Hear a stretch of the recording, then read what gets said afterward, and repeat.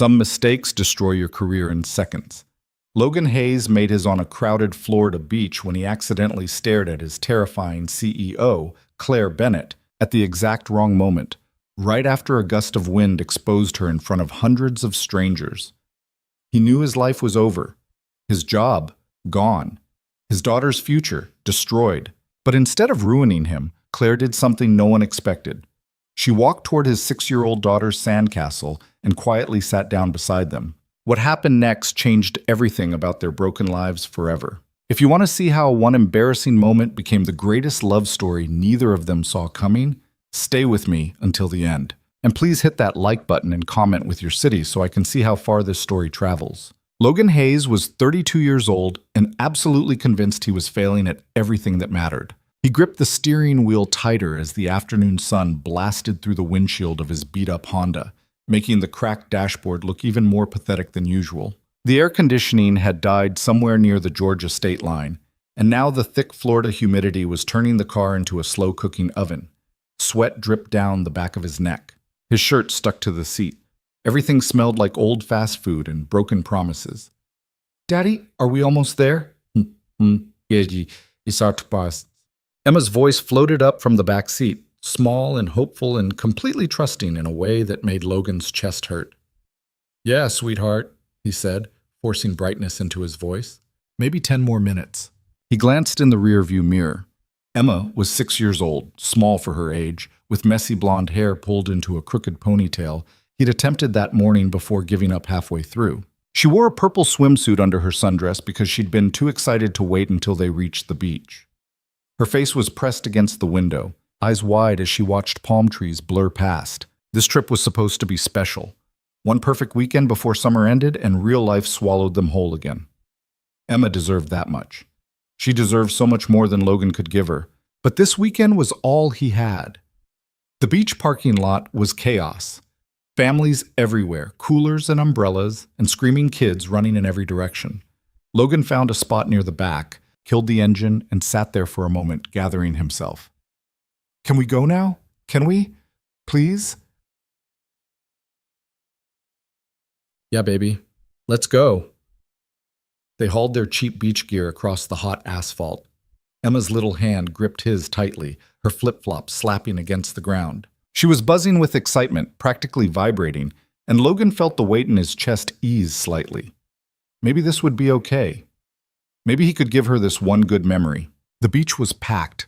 Wall-to-wall people, towels and tents crammed together like some kind of sandy refugee camp. The ocean stretched out impossibly blue and enormous under the bright sky. Waves crashed and rolled. Seagulls screamed overhead. The whole world smelled like salt and sunscreen. Logan found a spot near the water that wasn't already claimed and spread out their faded beach towel. Emma immediately started digging in the sand with a plastic shovel that was missing half its handle. "I'm going to build the biggest castle ever," she announced. "I bet you will." Logan sat down heavily, feeling every hour of the 7-hour drive in his lower back. He was exhausted. Not just tired from the trip, but exhausted in the deep, bone-crushing way that came from months of barely surviving. Working 60-hour weeks at Bennett Consulting Group, coming home to cook dinner and help with homework and do laundry and handle bedtime routines entirely alone. His ex-wife, Melissa, had walked out 2 years ago and never looked back. Just decided one morning that motherhood wasn't for her after all, that she'd made a mistake, that she needed to find herself somewhere far away from the life they'd built together. She sent a check once a month, never called, never asked about Emma. Logan tried not to think about it, tried to focus on the good parts. But lately, the good parts felt harder and harder to find. He watched Emma work on her sandcastle. She was humming something to herself, completely absorbed, her little hands shaping walls and towers with intense concentration. The sight made something twist painfully in Logan's chest.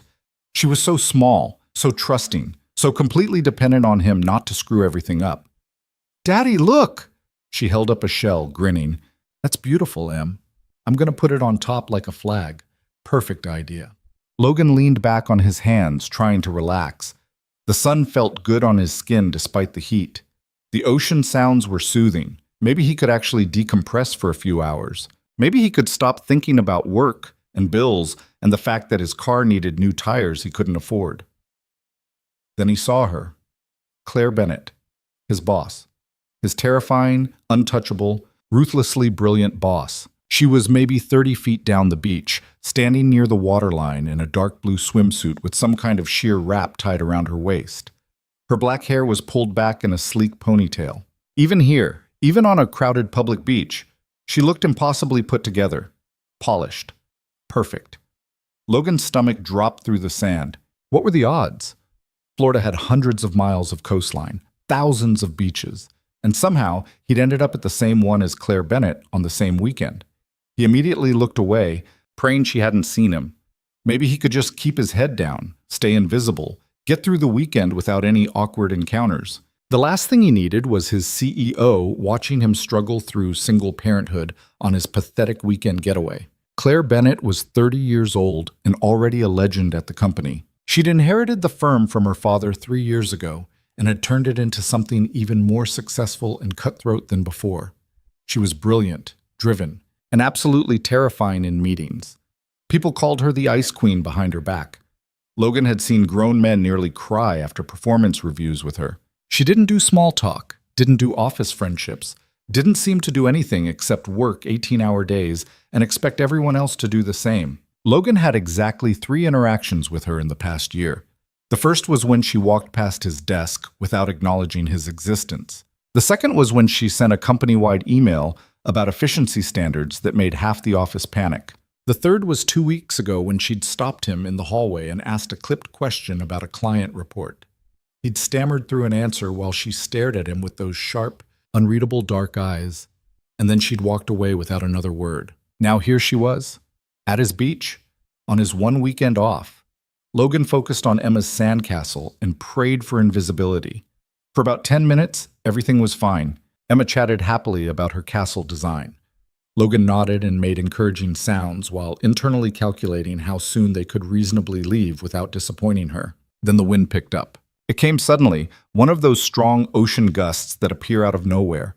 All up and down the beach, umbrellas tilted and towels flipped. Someone's hat went cartwheeling across the sand, and Claire Bennett's wrap tore loose. It happened fast. 1 second she was standing there looking out at the water, and the next second the sheer fabric ripped free and went flying down the beach like some kind of escaped ghost. It left her standing there in just her swimsuit, which was perfectly appropriate beachwear except for the way the wind had positioned everything and the way the sunlight hit her, and the fact that Logan's stupid brain registered all of this in the half second before he could look away. He snapped his eyes back to Emma's castle immediately. "Don't look! Don't look! Don't look!" But it was too late, because when Logan's traitorous brain made him glance back up for just a fraction of a second to see if she'd retrieved the wrap, Claire was looking directly at him. Their eyes met across 30 feet of crowded beach. Her expression was unreadable, cold, flat. Logan's entire body went numb with horror. She'd caught him looking. She thought he'd been staring. She thought he was some kind of creep checking out his boss at the beach. His career was over. Everything was over. He'd be fired by Monday. Escorted out of the building by security. His life was imploding in real time, and there was nothing he could do to stop it. Claire bent down, picked up her wrap from where it had landed near someone's cooler, and tied it back around her waist with sharp, precise movements. Then she started walking, toward him. Logan's heart stopped. No. No, no, no, no, no. She was coming over here. She was going to humiliate him in public. She was going to destroy him in front of his daughter. Everything he'd worked for was about to disintegrate because of one stupid accidental glance. Emma didn't notice. She was too focused on her castle, carefully placing the shell on top of the highest tower. "Daddy, do you think dragons would live in this castle?" Maybe, baby." His voice sounded strange and distant. Everything felt unreal. Claire was getting closer. Her face was still completely blank, impossible to read. Logan wanted to grab Emma and run, wanted to disappear into the ocean, wanted literally anything except this moment. Claire stopped about 5 feet away. Logan couldn't breathe. "That's a nice castle," Claire said. Her voice was quieter than he expected. Not the sharp, commanding tone she used in meetings. Something softer. Emma looked up, surprised to find a stranger talking to her. She studied Claire for a moment with that unfiltered curiosity kids have. "Thank you," Emma said politely. "I'm putting a shell flag on top because every castle needs a flag." "That makes sense." Claire stood there awkwardly for a moment, and Logan realized with a shock that she looked uncertain. Claire Bennett, the Ice Queen herself, looked like she wasn't sure what to do next. Would it be okay if I sat down for a minute? She directed the question at Emma, not Logan. Emma glanced at her dad. Logan managed to nod, still unable to form words. His entire brain had short-circuited. Claire carefully sat down on the sand near Emma's castle, keeping a respectful distance. She tucked her legs to the side and wrapped her arms around her knees. The wrap settled around her. She stared at the sand castle like it was the most interesting thing she'd ever seen. I used to build castles when I was little, Claire said quietly. Mine never looked this good. Emma beamed. Really? Really, I wasn't very patient. I'd try to build too fast and everything would collapse. You have to pack the sand tight, Emma explained seriously. And you can't build the towers too tall or they fall down. Daddy taught me.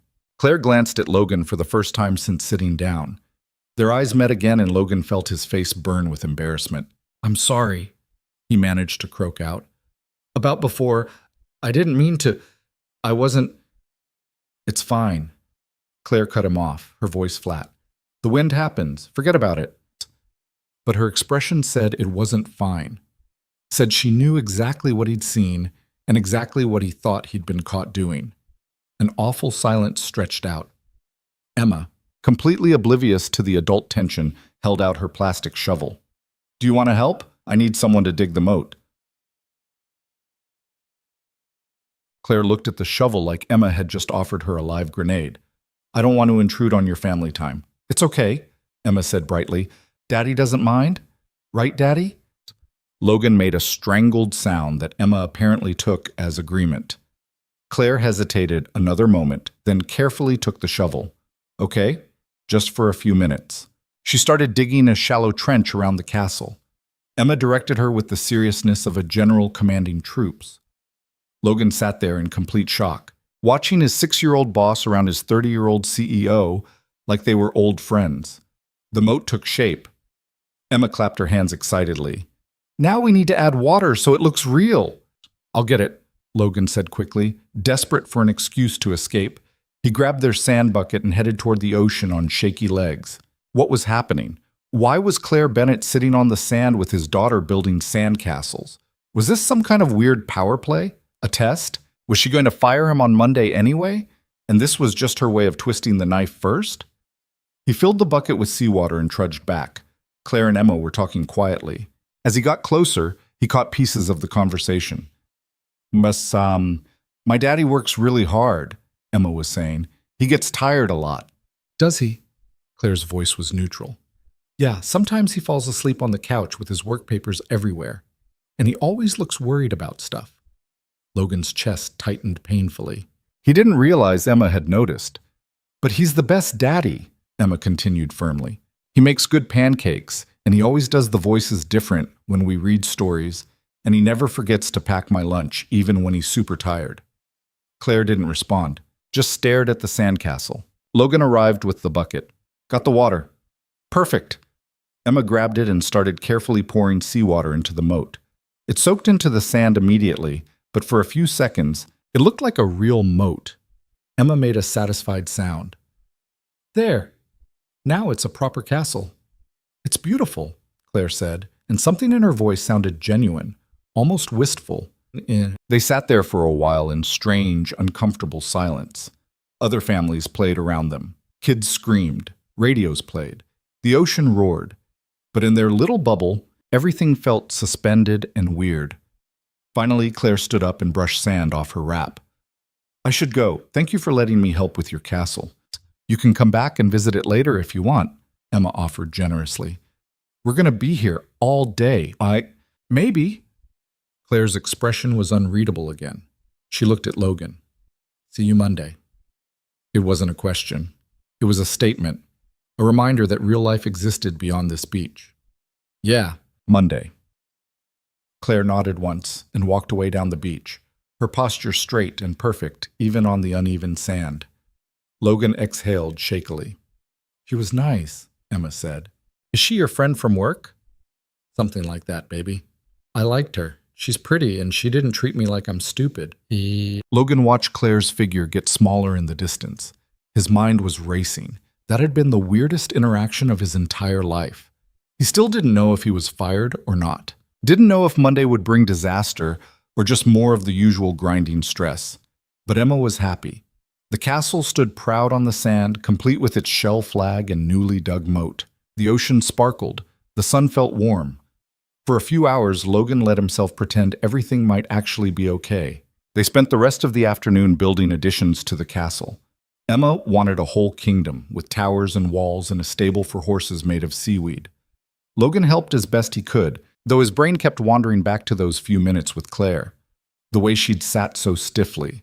The way she'd looked at Emma like she wasn't sure how to talk to a child. The way she'd seemed almost lonely. It made no sense.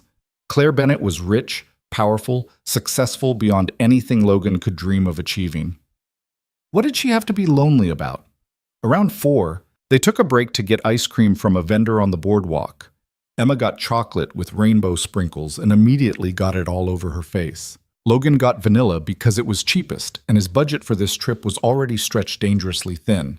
"Can we come back tomorrow?" Emma asked, licking melted ice cream off her fingers. "Sure, sweetheart." "And build another castle?" "As many castles as you want." Emma grinned, and Logan felt that familiar ache in his chest. She was so easy to please, so grateful for the smallest things. It made him feel both proud and inadequate at the same time. They walked back to the beach access point to rinse off the sand. Emma chattered about everything she'd seen, the pelicans, the boats in the distance, the big wave that had almost reached their castle. Logan listened and made appropriate sounds while his mind continued spinning. Monday. He had to face Claire Bennett on Monday. Had to walk into that office and pretend everything was normal while knowing she'd seen him at his most pathetic. Sweaty, exhausted, barely keeping it together. Not the professional image he worked so hard to maintain. That evening, they checked into the cheap motel Logan had found online. It smelled like mildew and the carpet had questionable stains. But Emma didn't care. She was delighted by the tiny pool in the courtyard and the TV that got cartoon channels. Logan let her swim until the sun set, then wrestled her into the shower to get all the salt and sand out of her hair. She fell asleep almost immediately afterward, curled up in the saggy double bed with her stuffed rabbit clutched to her chest. Logan sat on the edge of the bed and watched her breathe. Her face was peaceful, slightly sunburned despite all the sunscreen he'd applied. A perfect little person who trusted him completely to keep her safe and happy and okay. He wasn't sure he was doing any of those things successfully. His phone buzzed. A text from his friend Marcus, one of the few people from work he actually talked to outside the office. "How's the beach trip?" "Good." "Emma's having fun." "That's what matters, man." "Yeah."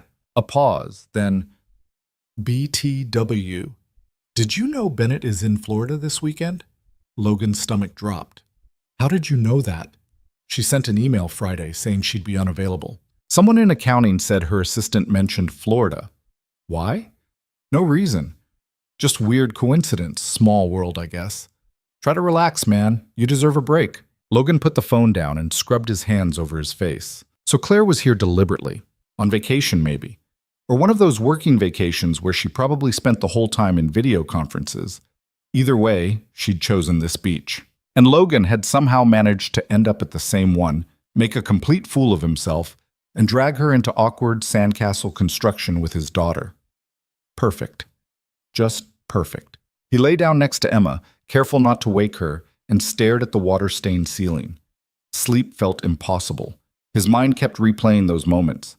Claire's face when she caught him looking, the way she'd walked over, the strange softness in her voice when she talked to Emma. "I used to build castles when I was little." It was the most personal thing he'd ever heard her say. At work, Claire was all business, all sharp edges and impossible standards. She never talked about herself, never revealed anything beyond what was necessary for the job.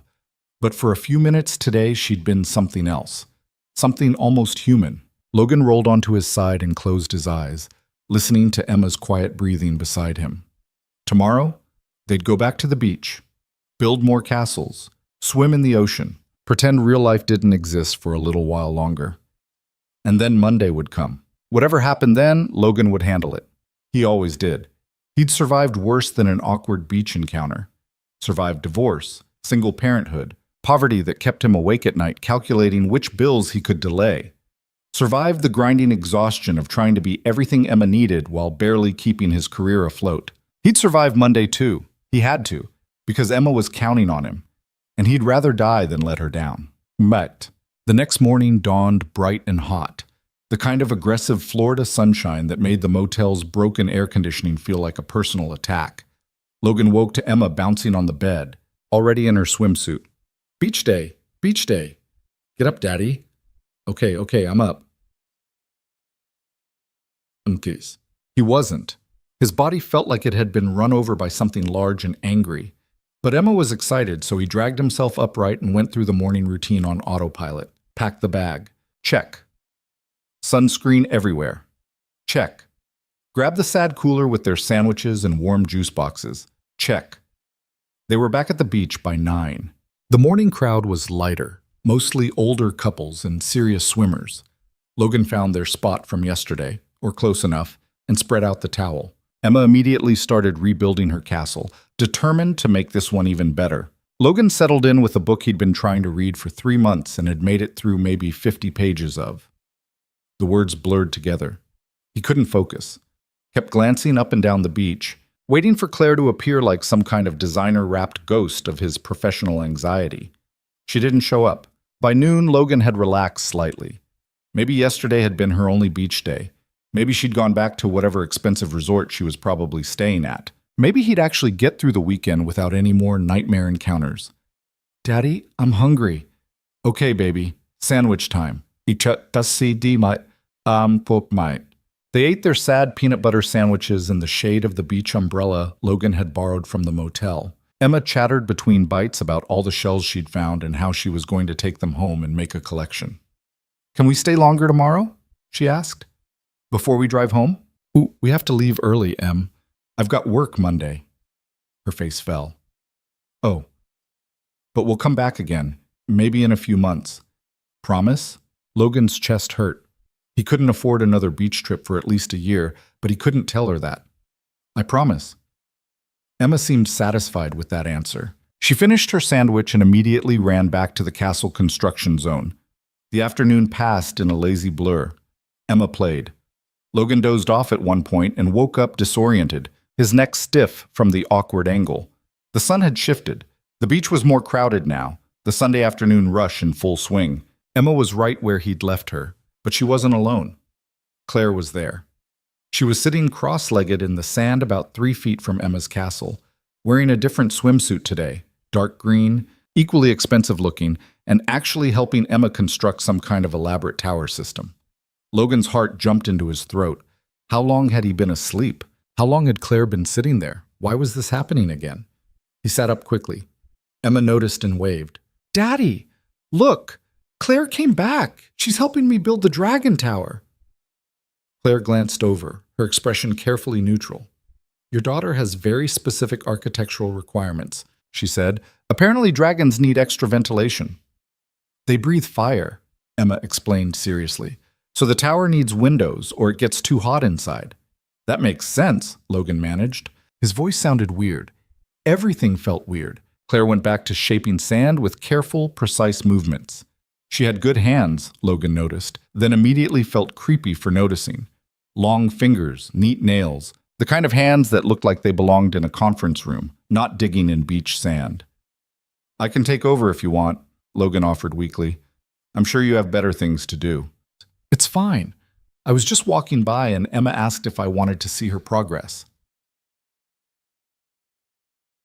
Claire knows about castles, Emma announced. She told me about one she saw in France. You went to France? Emma's eyes were huge. For work, a few months ago. Did you see the Eiffel Tower? Yes. Was it big? Very big. Wow. The conversation felt surreal. Logan's feared CEO was sitting in the sand discussing the Eiffel Tower with his 6-year-old daughter like it was the most natural thing in the world. He should say something, do something, but his brain had completely short-circuited. Claire finished the Dragon Tower and sat back, brushing sand off her hands. There, structurally sound with optimal ventilation. Perfect, Emma clapped. Now we need to build the village. Dragons need people to protect. I don't know about that, Claire said slowly. Don't dragons usually attack villages? Not nice dragons. Nice dragons protect people from bad dragons.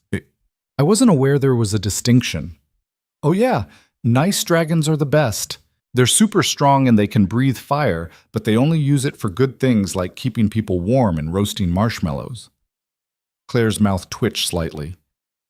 It might have been the beginning of a smile. That sounds like a very useful dragon to have. Exactly. Logan watched this exchange, feeling like he'd slipped into an alternate universe. Claire Bennett, the woman who'd made a senior partner cry during a merger negotiation, was having a sincere conversation about dragon ethics with a 6-year-old. A beach ball rolled over from a nearby group and bonked against their castle. Emma's carefully constructed dragon tower collapsed. No! Emma's face crumpled. The kids who owned the ball ran over to grab it, laughing and oblivious. Claire stood up so fast Logan barely saw her move. Watch where you're throwing that, she said. Her voice sharp and cold, the voice Logan recognized from the office. The kids froze. One of them, a teenager, looked annoyed. Chill out, lady. It's just sand. It's a castle your carelessness destroyed. Apologize. Eat.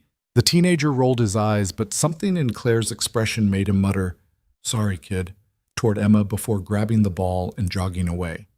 Claire sat back down, her jaw tight. You didn't have to do that, Logan said quietly. Yes, I did. She worked hard on that. People should pay attention to their surroundings. Emma was already rebuilding the tower, her brief sadness forgotten. Claire immediately started helping her, her movements precise and controlled. They worked in silence for a while. Logan felt like he should leave them to it, but also felt like he couldn't abandon his daughter with his boss. Even though technically they were all in public and nothing weird was happening, everything was weird. The whole situation was categorically weird. Mr. Hayes, Claire said suddenly, not looking up from the sand. When you come in tomorrow, stop by my office before you start your usual routine. Logan's stomach plummeted. Here it was, the firing, the humiliation, the end of everything. Okay, he managed. 9:30. Don't be late. I won't. Emma, oblivious to the tension, chattered on about dragon dietary preferences. Claire responded with what seemed like genuine interest, but Logan could see the stiffness in her shoulders, the careful way she kept her expressions neutral. She stayed for another 20 minutes, then stood up and brushed off sand with sharp, efficient movements. I have a call I need to take. Thank you for letting me help with your castle, Emma. Huh? Thanks for coming back, Emma beamed at her. You can come back tomorrow too if you want. We're going to build a whole dragon kingdom. I'm leaving tomorrow morning. Claire's voice was flat. But maybe I'll see your dad at work. She nodded once at Logan and walked away without another word. Emma turned to her dad. She's nice. I like her. Why does she seem sad? I don't know, baby. But Logan wondered the same thing. That night, after Emma fell asleep, Logan lay awake and stared at his phone. He should be preparing for whatever Monday would bring, should be going over projects, checking emails, making sure everything was perfect so that when Claire fired him, at least she couldn't claim it was about his work quality. Instead, he kept thinking about the way she'd sat in the sand, the way she'd looked at Emma's castle like it mattered, the way she'd defended Emma's tower from careless teenagers with the same intensity she brought to business negotiations. Claire Bennett was lonely. He didn't know how he knew that, but he was absolutely certain. Under all that polish and power and perfection, she was lonely in a way that felt familiar. The kind of lonely that came from being so busy surviving that you forgot how to actually live. Logan knew that lonely. He lived it every single day. His phone buzzed, another text from Marcus. Good luck tomorrow, man. Whatever meeting she wants, you'll be fine. You're one of the best analysts we have. Thanks. Seriously, don't stress. Bennett's intense, but she's fair. Logan wasn't sure fair mattered when you'd accidentally seen your boss in a compromising position at the beach. Twice. He put the phone down and closed his eyes. Emma's breathing was steady beside him. Outside, he could hear the ocean, that constant rhythmic sound that should have been soothing but just made him feel more anxious. Tomorrow, they'd drive home. 7 hours back to reality, back to their tiny apartment and overwhelming responsibilities and the grinding daily stress of barely keeping their heads above water. And then Monday, he'd walk into Claire Bennett's office and find out if this weekend had destroyed everything. He had a feeling his life was about to change. He just wasn't sure if it would be for better or worse. The drive back to Atlanta felt longer than the drive down.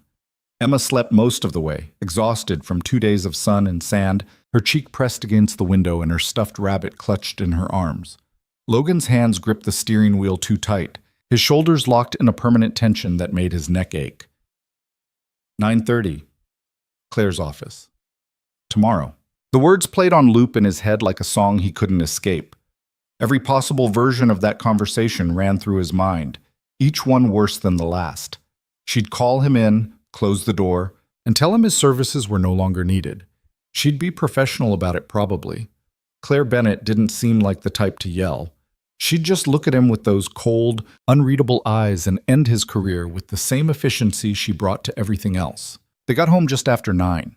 The apartment felt smaller and dingier after 2 days away, the walls closing in like they always did when reality reasserted itself. Logan carried Emma inside, still half asleep, and tucked her into bed without bothering to change her out of her clothes. She mumbled something about dragons and sandcastles and then was gone, breathing deep and even. Logan stood in her doorway for a long moment, watching her. The nightlight shaped like a moon cast soft shadows across her face. She looked peaceful, safe, completely trusting that tomorrow would be okay because Daddy always made things okay. Except tomorrow, Daddy might come home without a job. He closed her door quietly and walked to the kitchen. The sink was still full of dishes from before they'd left. The trash needed taking out. Bills were stacked on the counter, some of them already overdue. The refrigerator hummed loudly, a sound that meant it was probably dying and would need replacing soon with money Logan absolutely didn't have. He sat down at the kitchen table and put his head in his hands. The sensible thing would be to start looking for new jobs tonight, update his resume, reach out to contacts, prepare for the worst.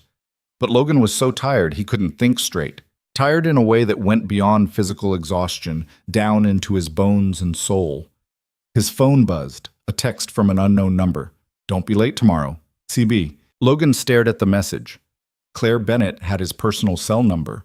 When had that happened? Had she looked it up in the company directory? Why would she bother texting him at all instead of just waiting until morning? He typed back, "I'll be there." The response came almost immediately. Good. Nothing else. No context. No hint about what tomorrow would bring. Just that single word and then silence. Logan set the phone down and rubbed his eyes. Sleep seemed impossible, but he had to try. He stumbled to his bedroom, didn't bother changing, just fell onto the bed and closed his eyes. His dreams were full of sandcastles collapsing and Claire's face, expressionless and cold, telling him to pack his desk. The alarm went off at 6. Logan dragged himself upright, feeling like he'd been hit by something large and merciless. His mouth tasted awful, his head throbbed, everything hurt. He went through the morning routine on autopilot. Shower, coffee, wake Emma up and guide her through getting dressed while she complained about having to go back to school tomorrow. Make breakfast, pack lunch, walk her to the bus stop 3 blocks away and kiss her forehead before she climbed aboard. "Love you, Daddy." "Love you too, baby. Have a good day." The bus pulled away.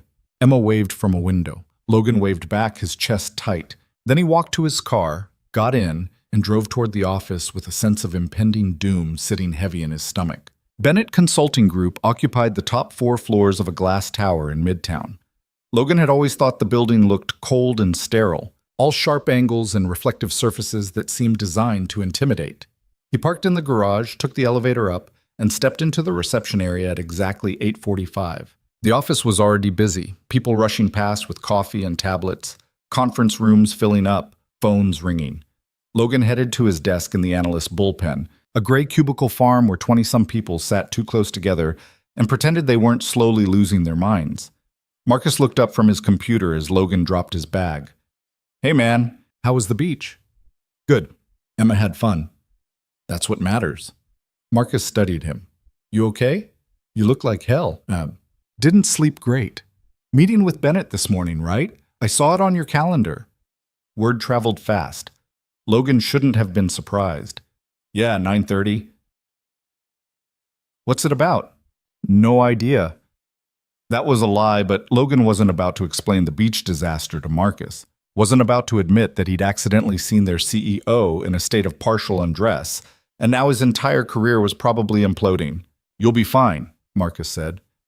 Seriously, she wouldn't waste time with a meeting if she was just going to fire you. She'd have HR do that. The logic made sense but did nothing to calm Logan's nerves. He tried to work, opened his email and stared at the new messages without comprehending any of them. A client report needed finishing by end of day. 3 meetings were scheduled for the afternoon. Everything seemed simultaneously urgent and completely pointless. At 9:20, he gave up pretending to focus and headed toward the elevator. Claire's office was on the top floor, a space most employees never saw. Logan had only been up there once, during his initial interview 3 years ago. The elevator doors opened onto a different world. Where the lower floors were all industrial chic and open-plan chaos, the executive level was quiet and expensively minimalist. Real art on the walls, actual plants that someone clearly maintained. Carpets so thick, Logan's footsteps made no sound. Claire's assistant sat at a desk outside the corner office. She was maybe 50, perfectly professional, with the kind of expression that gave away nothing. "Logan Hayes," he said. "I have a 9:30 with Ms. Bennett." "She's expecting you. Go ahead in." Logan's heart hammered. He approached the door, knocked once, and heard Claire's voice from inside. "Come in." He opened the door and stepped into the office. It was exactly what he'd expected. Floor-to-ceiling windows overlooking the city, sleek furniture, everything perfectly organized and impersonal. No photos, no personal items, just a space designed for work and nothing else. Claire sat behind her desk, dressed in a charcoal suit that probably cost more than Logan's rent. Her hair was pulled back severely. She looked every inch the powerful CEO, nothing like the woman who'd sat in the sand helping Emma build dragon towers. "Close the door and sit down." Logan did, his mouth dry. The chair across from her desk was expensive and uncomfortable in that way designer furniture always seemed to be. Claire studied him for a long moment, her expression unreadable. "How was the drive back?" The question caught him off guard. "Fine." Emma slept most of the way. "Good." Claire tapped a pen against her desk. "I'm going to be direct with you, Mr. Hayes. This weekend was unexpected for both of us." Here it comes, Logan thought. The end of everything. "I want to make something very clear," Claire continued, her voice flat and professional. "What happened at the beach was an accident. The wind, the unfortunate timing, none of that was your fault, and I'm not holding it against you." Logan blinked. "You're not?" "No. You looked uncomfortable and embarrassed, which is the appropriate reaction to an awkward situation. You didn't leer. You didn't make comments. You attempted to ignore it and focus on your daughter. That's exactly what you should have done." Relief flooded through Logan so intensely he felt dizzy. "I was worried you thought—" "I know what you were worried about. I'm telling you it's not an issue." Claire set the pen down. "However, I do want to discuss something else about this weekend." The relief evaporated immediately. "Your daughter, Claire said. Logan's protective instincts flared. "What about her?" "She's 6 years old, correct?" "Yes." "And you're raising her alone?"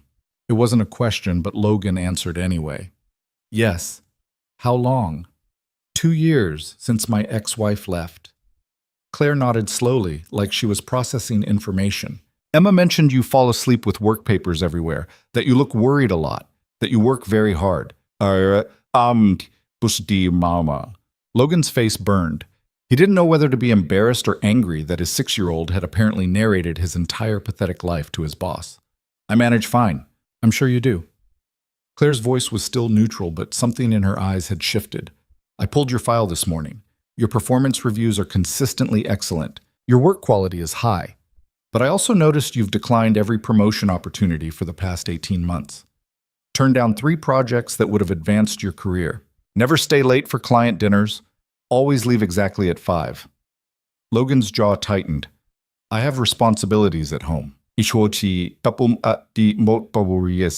"I know. That's my point." Claire leaned forward slightly. "The current structure of this company makes it nearly impossible for parents, especially single parents, to advance. That's a problem." Logan didn't know what to say. Was this still about firing him? It didn't sound like it, but he couldn't tell where this was going. I'm implementing some changes, Claire said, starting with a new policy on flexible schedules and work-from-home options for employees with childcare responsibilities. I'm also restructuring the promotion criteria to account for factors beyond raw hours worked. Logan stared at her. Why are you telling me this? Because you're going to help me design it. Claire pulled out a folder and slid it across the desk. I'm putting together a task force to overhaul our employee policies. I want you on it. The work will be in addition to your current responsibilities, but I'm authorizing a 20% salary increase to compensate for the extra workload. Logan's brain short-circuited. I don't understand. Which part? Any of it. Why me? Why this? Claire was quiet for a moment. When she spoke again, her voice was softer, almost careful. I spent most of my childhood watching my father work himself to death building this company. He was a single parent too after my mother passed when I was 8. He sacrificed everything for me and for this business. And I loved him for it, but I also saw what it cost him. She paused.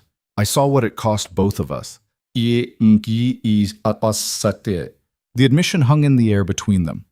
It was the most personal thing Logan had ever heard Claire say, and it clearly wasn't easy for her. This company built its success on the backs of people like you and my father, Claire continued. People who work themselves into exhaustion because they don't have a choice. That needs to change. I've been planning these reforms for months, but I needed the right person to help implement them. Someone who actually understands what parents are dealing with. Someone who won't just create performative policies that look good on paper but don't actually help. And you think that's me? I watched you with Emma. I saw how you are with her. You're not just surviving, Mr. Hayes. You're actually being present. You're building sandcastles and buying her ice cream and making sure she knows she's loved, all while managing a demanding career. That takes a kind of strength most people in this building have never had to develop. Claire's expression was carefully neutral, but her eyes were intense. So yes, I think that's you. Logan sat there, completely overwhelmed. This wasn't at all what he'd expected. Not even close. I need an answer, Claire said. Are you interested or not? Yes. The word came out automatically. Yes, I'm interested. Good. We'll have our first meeting Wednesday afternoon. I'll send the details. Claire stood up, clearly ending the conversation. In the meantime, keep doing your regular work. Nothing changes until the new policies are officially approved. Logan stood too, still feeling like he'd stepped into an alternate universe. Ms. Bennett, Claire is fine when we're discussing this project. That felt wrong on multiple levels, but Logan nodded. Claire, can I ask you something? Go ahead. Why did you really sit down with Emma that first day? At the beach? Claire's expression shuddered immediately. For a moment, Logan thought she wouldn't answer. Then she sighed, barely perceptible. Because she asked me to, and no one ever just asks me to do normal things. Everyone's always performing for me, trying to impress me, trying to use me for something. She looked out the window at the city below. Your daughter just wanted help with her sandcastle. It was the most honest interaction I've had with another person in months. The admission was so raw, so unexpectedly vulnerable, that Logan didn't know how to respond. Thank you, he finally said, for sitting with her. She really enjoyed it. So did I. Claire's voice had gone flat again, professional. That's all, Mr. Hayes. I'll see you Wednesday. Logan took the dismissal for what it was and left, closing the door quietly behind him. He made it back to the elevator before his hands started shaking. The relief was so intense it made him lightheaded. Not fired, not even in trouble. Actually getting a raise and a promotion and a chance to change things that had been broken since long before he joined this company. The elevator doors opened and Marcus practically jumped him in the hallway. Well, what happened? You still employed? Yeah, I'm still employed. And? Come on, man, you look shell-shocked. What did she want? Logan couldn't explain it. Wasn't even sure he understood it himself yet. She's putting me on a task force. Policy reforms for work-life balance. Marcus's eyebrows shot up. Seriously? Apparently. That's huge. That's like a massive visibility opportunity. Bennett doesn't just hand those out randomly. I guess not. They walked back toward their desks. Marcus kept talking, but Logan barely heard him. His mind was stuck on Claire's face when she talked about her father, the way her voice had softened, the loneliness underneath all that polish and power. She'd been just like him once, a kid with a single parent who worked too hard. Someone who understood what it meant to sacrifice everything and still wonder if it was enough. The rest of the day passed in a blur. Logan went to his meetings, finished the client report, responded to emails. But his mind kept drifting back to that conversation, to the weight of Claire's expectations, to the fact that she'd trusted him with something real. He left at 5, exactly, like always, picked up Emma from after-school care and took her home. They made spaghetti together, or rather Logan made it while Emma sat at the kitchen table and chattered about her day. Something about a boy named Jake who'd pushed her on the playground. Something about a spelling test on Friday she was worried about. "Did you have a good day at work, Daddy?" "Yeah, actually, I did." "Did you see Claire?" The question startled him. "I did, actually. How did you know?" "You said she works with you. I thought maybe you'd see her." "I had a meeting with her this morning." Emma's face lit up. "Really? Did you tell her about my sandcastle? The one we finished after she left?" "No, baby. We talked about work stuff." "Oh." Emma stirred her spaghetti thoughtfully. "Is she nice at work too?" Logan thought about Claire's controlled expression, the careful way she measured every word, the walls she kept up constantly. "She's professional," he said carefully. "Very good at her job. But is she nice? I think she tries to be." Emma seemed satisfied with that answer. After dinner, they read 3 chapters of the book they were working through together. Something about a girl who discovered magic in her grandmother's garden. Emma fell asleep before the 3rd chapter ended, her head heavy against Logan's arm. He carried her to bed, tucked her in, and stood in the doorway again, just watching her breathe. The apartment felt less oppressive tonight. The bills on the counter didn't seem quite as threatening. Everything felt slightly more manageable. Logan pulled out his phone and stared at Claire's text from the night before. That single word, good. He typed out a message before he could overthink it. "Thank you for this morning, for the opportunity, and for trusting me with it." He hit send before his nerve failed. The response came 5 minutes later, after Logan had already started washing dishes and convinced himself she wouldn't answer. "You're welcome. Don't make me regret it." Logan smiled despite himself. That sounded like the Claire he knew from the office.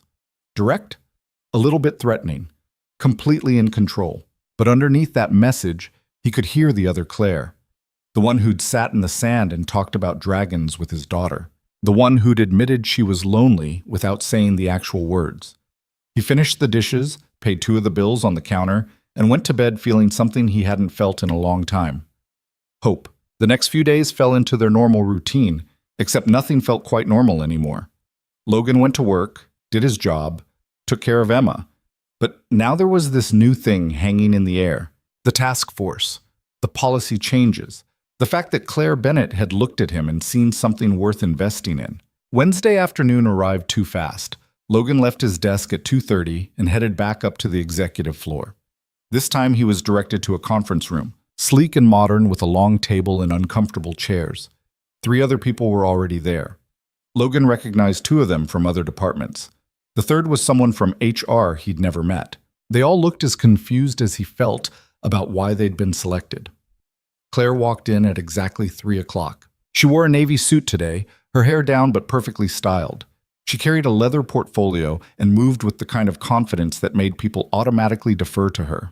Logan watched the other task force members straighten in their chairs, their expressions carefully neutral. Claire set down the portfolio and got straight to business. "Thank you all for being here. I'll keep this brief because I know everyone has other responsibilities.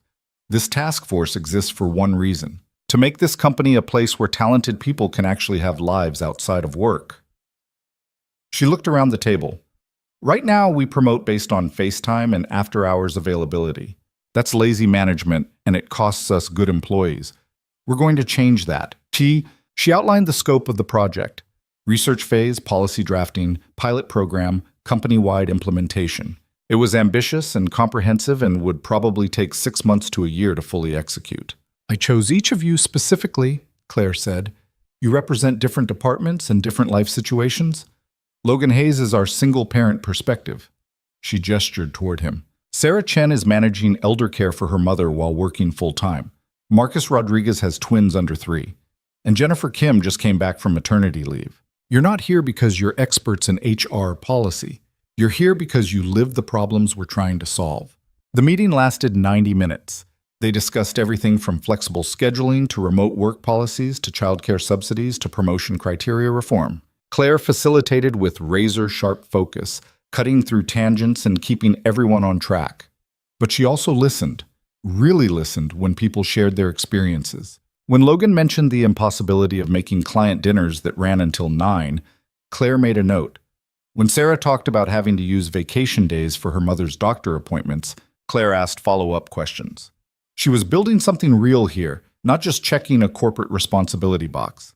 I want initial research completed in 2 weeks, Claire said as the meeting wound down. Logan, you'll focus on single-parent needs and childcare issues. Sarah, elder care and medical leave. Marcus, dual-income families with young children. Jennifer, new parent transitions. Compile data from other companies. Interview employees here. Identify pain points. We'll reconvene to synthesize findings. Everyone nodded. Claire closed her portfolio with a decisive snap. One more thing, everything discussed in this room stays confidential until we're ready to announce. I don't want speculation or rumors undermining this work. Clear? A chorus of agreement. Good. That's all. People filed out. Logan started to follow, but Claire's voice stopped him. Hayes, stay back a moment. His stomach tensed automatically. The other task force members glanced back curiously but kept walking. Then it was just Logan and Claire in the conference room. She waited until the door closed. You didn't say much in there. I was listening, taking it all in. I need you to contribute more than that. I brought you onto this project because you have insights the rest of us don't. I need you to share them. Logan bristled slightly. I was trying not to dominate the conversation. Everyone else had good points. 1%. They did, but you're the one who lives closest to the edge. Single income, no safety net. If anyone understands what's actually at stake with these policies, it's you. Claire's gaze was intense.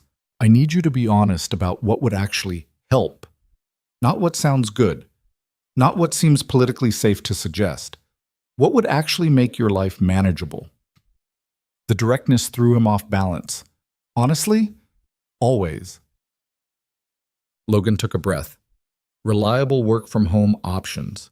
Not as a special accommodation, but as a standard choice. Because getting Emma to before care and then fighting traffic to get here by 8 is the worst part of most days. An emergency leave that doesn't count against vacation time. Because kids get sick, and schools close, and emergencies happen, and parents shouldn't have to choose between losing vacation days or losing their jobs. Claire nodded, still watching him. What else? Stop penalizing people who leave at 5. Stop acting like working late means working hard. I get more done between 8 and 5 than most people do in 12 hours because I can't afford to waste time. But I still get passed over for promotions because I don't stay for drinks or work weekends or put in FaceTime after hours.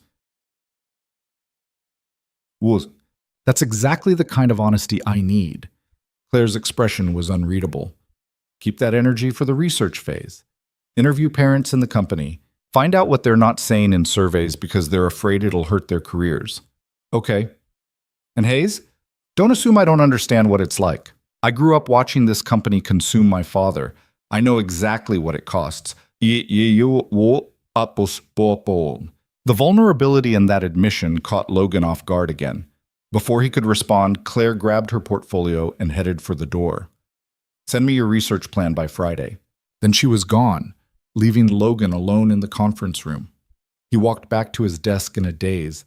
The work ahead seemed enormous, but for the first time in years, Logan felt like he was doing something that mattered beyond just surviving paycheck to paycheck. That night, after Emma went to bed, Logan started making lists.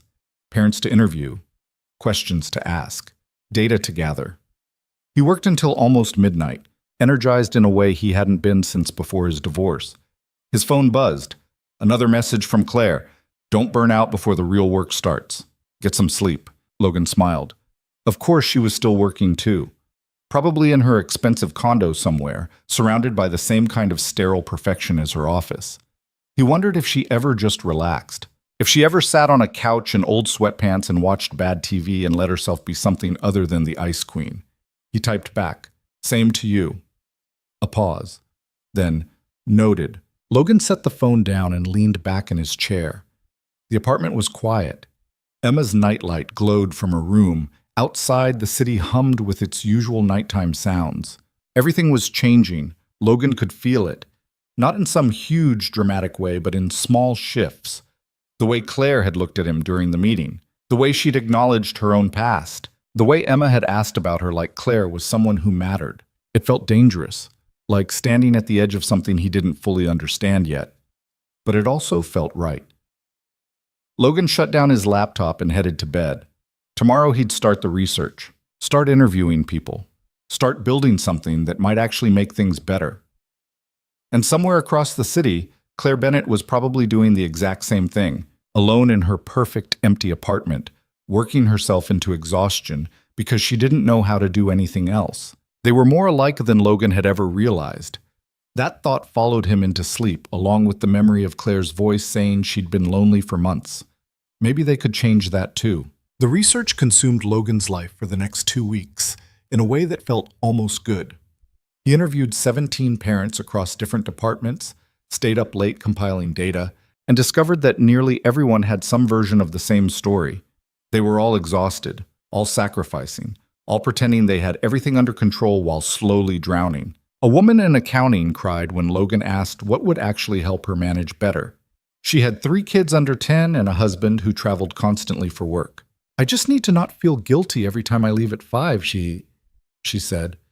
"I need to stop apologizing for having a life outside this building."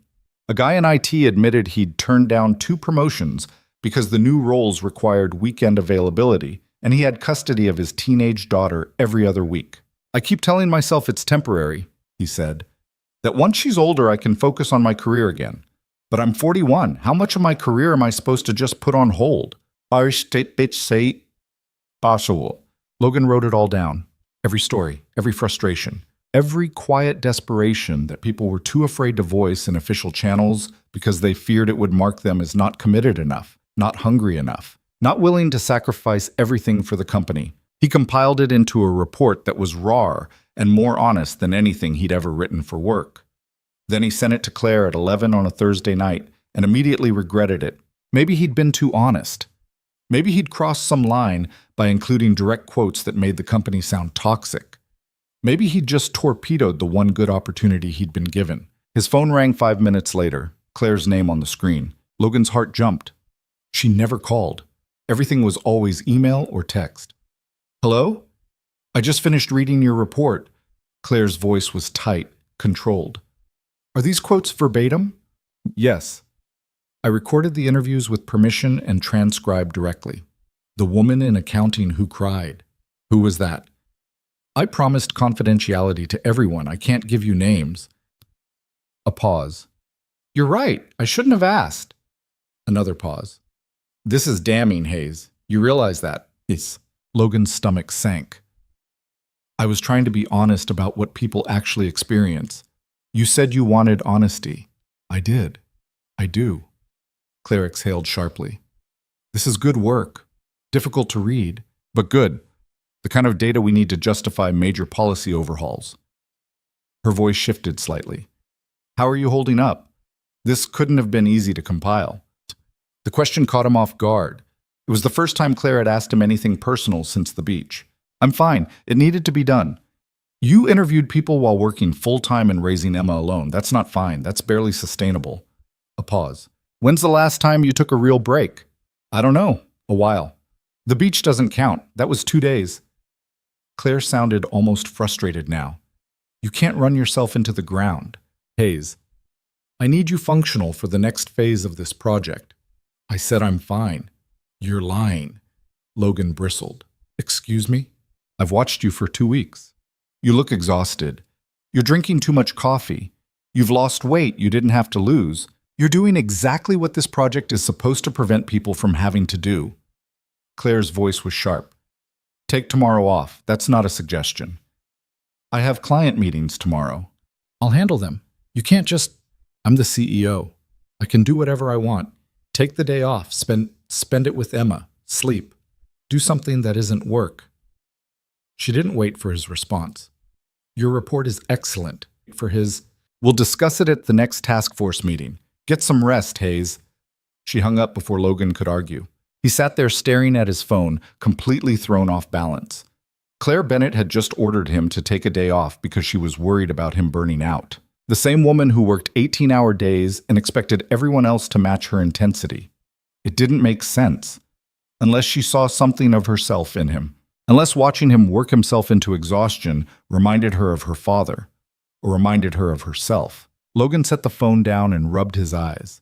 He was exhausted, hadn't been sleeping well, had been surviving on coffee and anxiety for days. Maybe she was right. Maybe he did need a break. He texted Marcus to cover his meetings tomorrow, then sent a quick message to Claire. "Thank you." The response came immediately. "Stop thanking me and go to sleep." Logan smiled despite himself. He shut down his laptop, checked on Emma, and actually went to bed at a reasonable hour for the first time in weeks. The next morning felt strange. Logan woke up at his usual time out of habit, then remembered he didn't have anywhere to be. Emma was already awake, sitting at the kitchen table with her cereal and a coloring book. "No work today?" she asked, looking up. "Nope. I'm taking the day off." Her face lit up like he'd just announced Christmas. "Really? We can do stuff together?" "Whatever you want, baby." Emma bounced in her chair. "Can we go to the park and get ice cream? And maybe go to the library?" Sure, all of that. They spent the morning at the park near their apartment. Emma played on the swings while Logan sat on a bench and just watched her. Really watched her. Not distracted by work emails or stress about bills. She'd gotten taller recently. Her hair was lighter from the summer sun. She moved with this unselfconscious joy that made Logan's chest ache. When had he last just sat and watched her play? When had he last been fully present instead of mentally running through his to-do list? "Daddy, push me higher!" Logan got up and pushed her swing, and Emma shrieked with laughter. Other parents were scattered around the playground, some on their phones, some watching their kids with the same tired expression Logan usually wore. One mom caught his eye and smiled in a way that said she recognized the exhaustion. They got ice cream afterward, then spent an hour at the library. Emma picked out 5 books, way more than Logan would normally allow because she never finished them all before they were due back. But today he didn't care. Today he just said yes and let her stack them up excitedly. "Can we read one when we get home?" Emma asked as they walked back to the car. "Absolutely, Ma." They spent the afternoon on the couch reading. Emma curled up against his side, her head on his shoulder, completely absorbed in a story about a fox who learned to fly. Logan felt something loosen in his chest that had been tight for months, maybe years. This was what mattered, this right here, not the promotions he'd turned down or the client meetings or the endless grind of trying to prove himself at work. This moment with his daughter, safe and happy and loved. His phone buzzed. A text from Claire. "How's your day off?" Logan stared at the message. It was 4 in the afternoon on a Friday. Claire should be in back-to-back meetings, not checking in on him. He typed back one-handed, careful not to disturb Emma. "Good. At home reading with Emma. That's the right answer. See you Monday." Logan set the phone down and went back to the story. But his mind wandered. Why did Claire care how he spent his day off? Why did she keep checking in on him personally instead of just treating him like another employee on a project? The question nagged at him through dinner, through Emma's bath time, through the bedtime routine. After Emma fell asleep, Logan found himself pulling out his laptop and doing something he knew was probably a bad idea. He searched for information about Claire's father. There wasn't much. Some old articles about Bennett Consulting Group's founding 30 years ago. A brief obituary from 3 years ago listing Claire as his only surviving family. One profile piece from a business magazine that mentioned he'd been a widower who built the company from nothing while raising his daughter alone. The pieces fit together. Claire's father had been exactly like Logan. A single parent working impossible hours to provide for his kid. And Claire had grown up watching him sacrifice everything. No wonder she'd sat down at Emma's sandcastle. No wonder she'd seemed so uncomfortable around a happy 6-year-old. No wonder she'd built her entire professional identity around being untouchable and perfect and never needing anyone. She'd learned from the best that letting people in was a weakness you couldn't afford. Logan closed the laptop feeling like he'd invaded her privacy somehow. But he also felt like he understood her better now. Understood why she worked so hard. Why she seemed so lonely. Why she'd looked at him that morning in her office and seen something worth investing in. She was trying to fix the system that had broken her father, and by extension, had broken her. Monday morning arrived too fast. Logan dropped Emma at school and headed to the office feeling more rested than he had in weeks, but also weirdly nervous. He wasn't sure what to expect from Claire after their text exchange. Would she acknowledge it? Pretend it hadn't happened? Treat him the same as always? He got his answer when he found a coffee on his desk at 8:30. The good coffee from the expensive place downstairs, not the sludge from the break room. A note was attached in Claire's precise handwriting. Fuel for the week ahead, CB. Marcus appeared at his cubicle wall immediately. Who bought you coffee? A friend. What friend? You don't have friends. Thanks for that. I'm serious. Who bought you the fancy coffee? Logan took a sip instead of answering.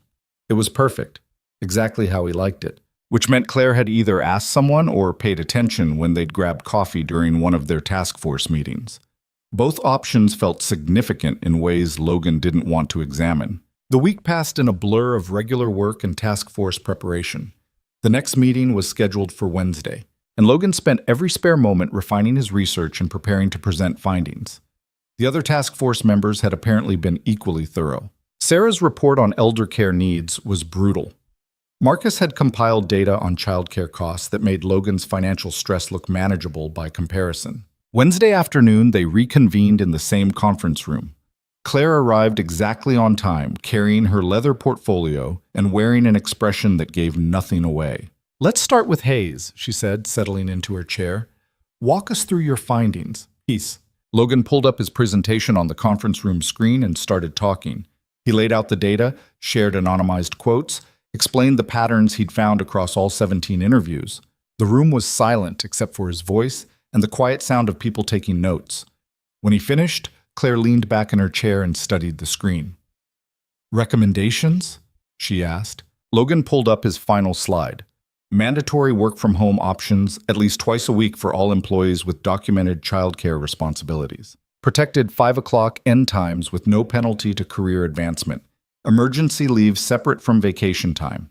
Evaluation criteria that measures output and quality instead of hours logged. And he paused. And a company culture shift away from the idea that working constantly equals working hard. That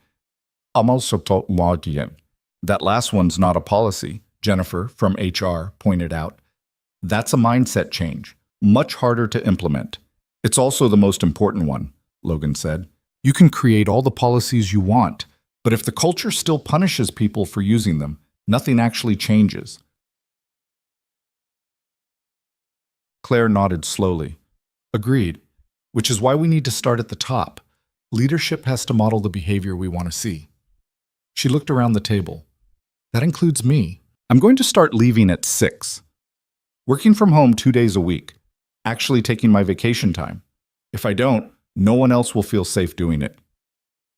The room went silent. Claire Bennett, the woman who practically lived at the office, was voluntarily reducing her hours. Marcus looked like he'd been hit by something large. You're serious? Completely. This company's culture is my responsibility. If I want it to change, I have to change first. Claire opened her portfolio and started making notes. Sarah, walk us through your elder care research. The meeting continued for another hour. By the end, they had a rough framework for what the new policies could look like. It was ambitious and would require executive approval and probably months of implementation. But it felt possible. As everyone filed out, Claire caught Logan's arm. Stay back. Here we go again, Logan thought. But this time he wasn't nervous, just curious. Claire waited until the door closed, then turned to face him. Your presentation was excellent. The recommendations are exactly what we need. She paused. But I want to talk about something else. Okay, Emma's birthday is coming up. Next month, correct? Logan blinked, completely thrown by the subject change. How did you know that? You mentioned it during one of your interviews. Said something about needing to budget for a birthday party. Claire's expression was carefully neutral. I'd like to contribute. What? No. You don't have to. Ooh. I'm not offering out to pity, Hayes. I'm offering because Emma was kind to me at the beach, when she had no reason to be. She let me help with her castle, made me feel welcome. Kids that age are honest. If she was willing to include me, it meant something. Claire's voice was stiff, like the words were difficult. I'd like to give her a gift, if that's acceptable to you. Logan didn't know what to say. The offer was generous and weird and inappropriate in about 15 different ways, given that Claire was his boss. But it was also oddly touching. Claire wasn't good at people. This was probably her trying to express genuine gratitude in the only way she knew how. You don't have to give her anything expensive, Logan said carefully. Emma's easy to please. She'd be happy with a book or something. Noted. Claire's shoulders relaxed slightly. When is the party? We're not having a real party, just me and her. Maybe dinner at her favorite restaurant. Logan felt embarrassed admitting it. I can't really afford... What if I took you both to dinner? Claire interrupted. Somewhere nice, my treat. Call it a thank you for all the extra work you've been doing on the task force. Logan stared at her. You want to come to my daughter's birthday dinner. If you're comfortable with that. If not, I understand. Claire looked almost uncertain now. I know it's unusual, but I don't have many opportunities to do normal things. And Emma seemed to enjoy my company at the beach. I thought she might like... She stopped. Never mind, it's inappropriate. Forget I suggested it. No, it's not that. Logan scrambled to recover. I just wasn't expecting it. But yeah, Emma would love that. She still talks about you sometimes. Asks if I've seen you at work. Mom. Something flickered across Claire's face. Surprise, maybe? Or pleasure. Then it settled. Let me know the date, and I'll make reservations somewhere appropriate for a 6-year-old's birthday. Claire, you really don't have to... I want to. Her voice was firm, final. Let me do this, Hayes. Logan nodded slowly. Okay, thank you. Stop thanking me. But her expression had softened slightly. Now go. I'm sure you have actual work to do. Logan left feeling like his entire understanding of Claire Bennett had shifted again. She wasn't just his intimidating CEO anymore. She was becoming something else, something he didn't have a name for yet. The next few weeks were chaotic. The task force work intensified as they moved from research to policy drafting. Claire pushed them hard, but she also kept her word about leaving at 6. Logan would see her pack up her leather bag precisely at 6 o'clock and walk out, even if people were still in meetings. It sent a message. If the CEO could leave on time, anyone could. The company noticed. People started testing the boundaries, leaving a little earlier, working from home more often. And when no one got punished for it, the culture began shifting, slowly, gradually, but noticeably. Meanwhile, Emma's birthday approached. Logan told her Claire was taking them to dinner, and Emma practically vibrated with excitement. Really? Claire's coming? The pretty lady from the beach? Yes, baby. She wanted to celebrate with us. That's so cool. Can I wear my princess dress?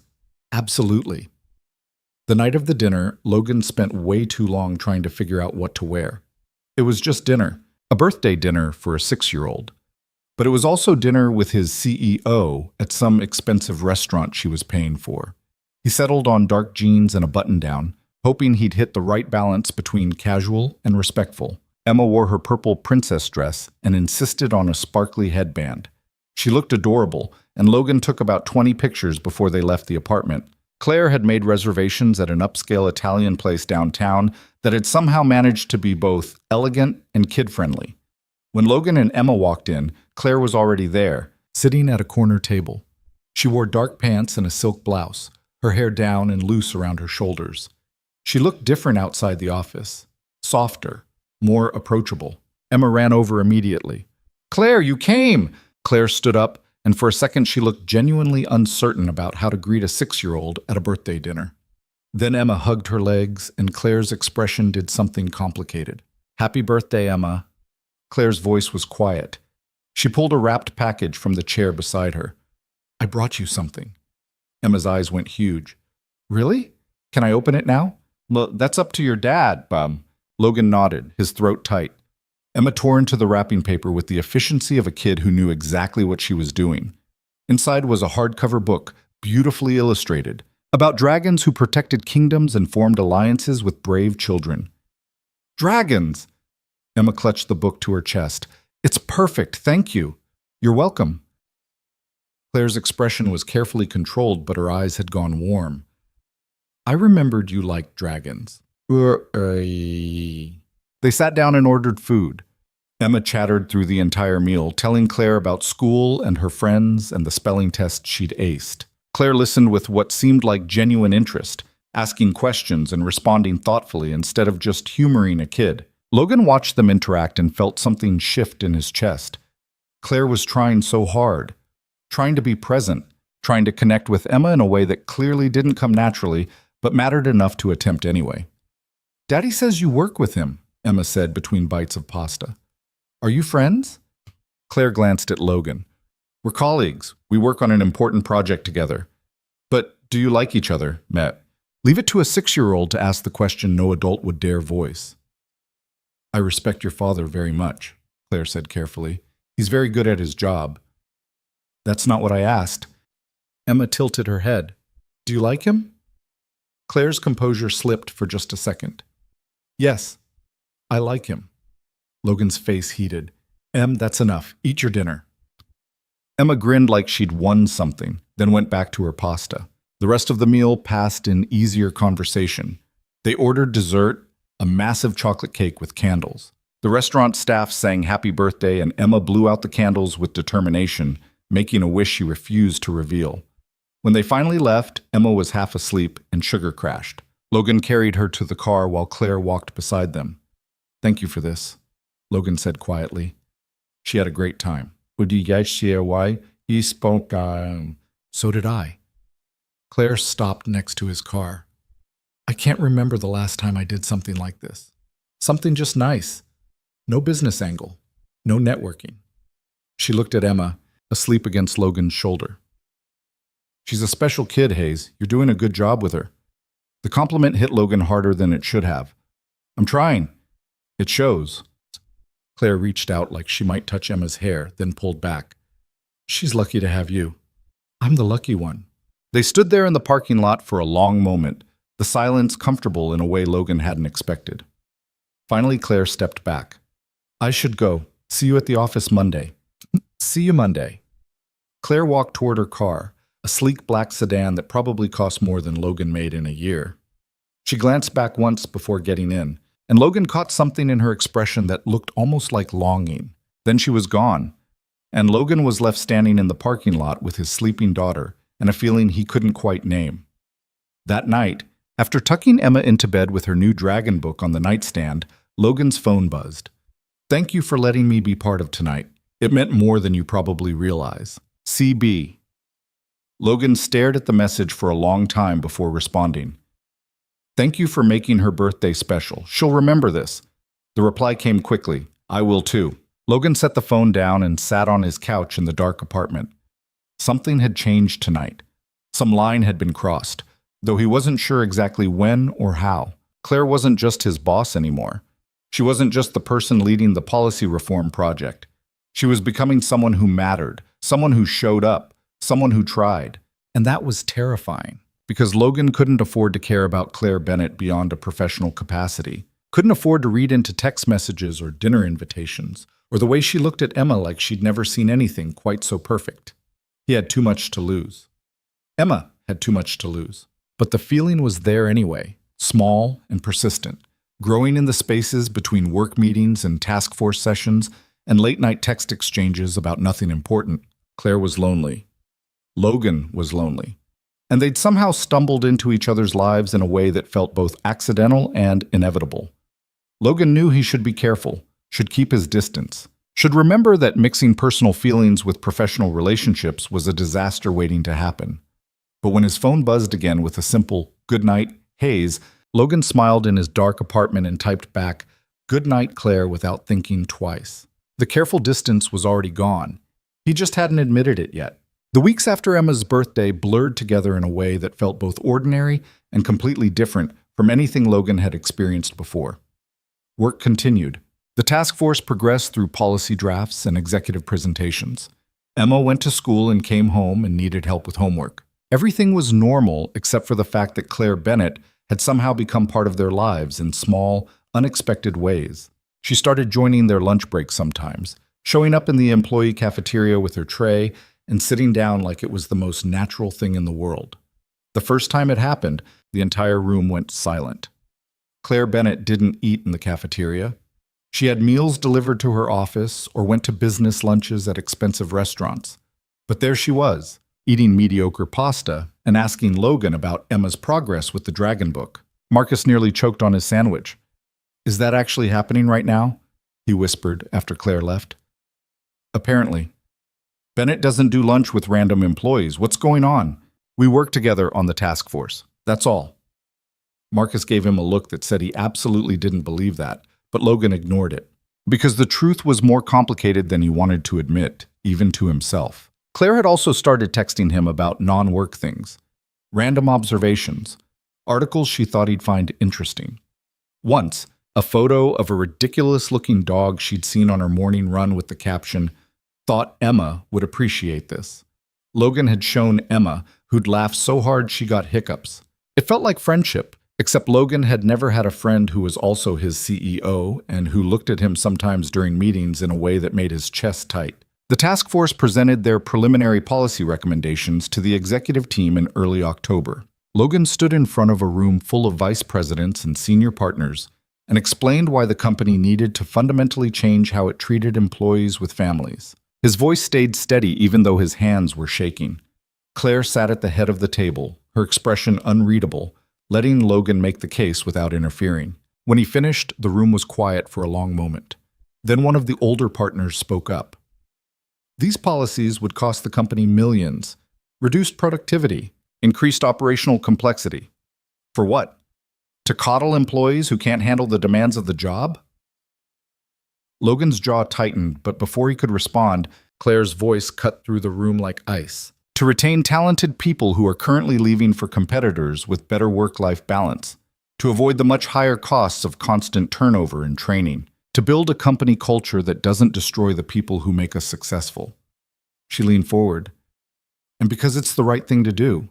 My father built this company on the backs of people who sacrificed everything. I watched what that cost him, what it cost families. I'm not continuing that legacy. The partner opened his mouth to argue, but something in Claire's expression made him close it again. "We're implementing these policies," Claire said flatly. "The only question is timeline and scope." Hayes continued with the presentation. Logan did, his heart pounding. Claire had just backed him completely in front of the entire executive team. Had shut down opposition without hesitation. Had made it clear this wasn't up for debate. The meeting ended with grudging approval to move forward. As people filed out, Claire caught Logan's arm. "My office. 10 minutes. Logan's stomach dropped. Had he overstepped somehow? Said something wrong in the presentation?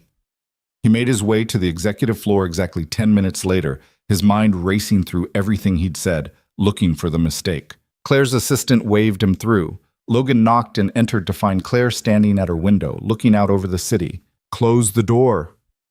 He did. The silence stretched out uncomfortably.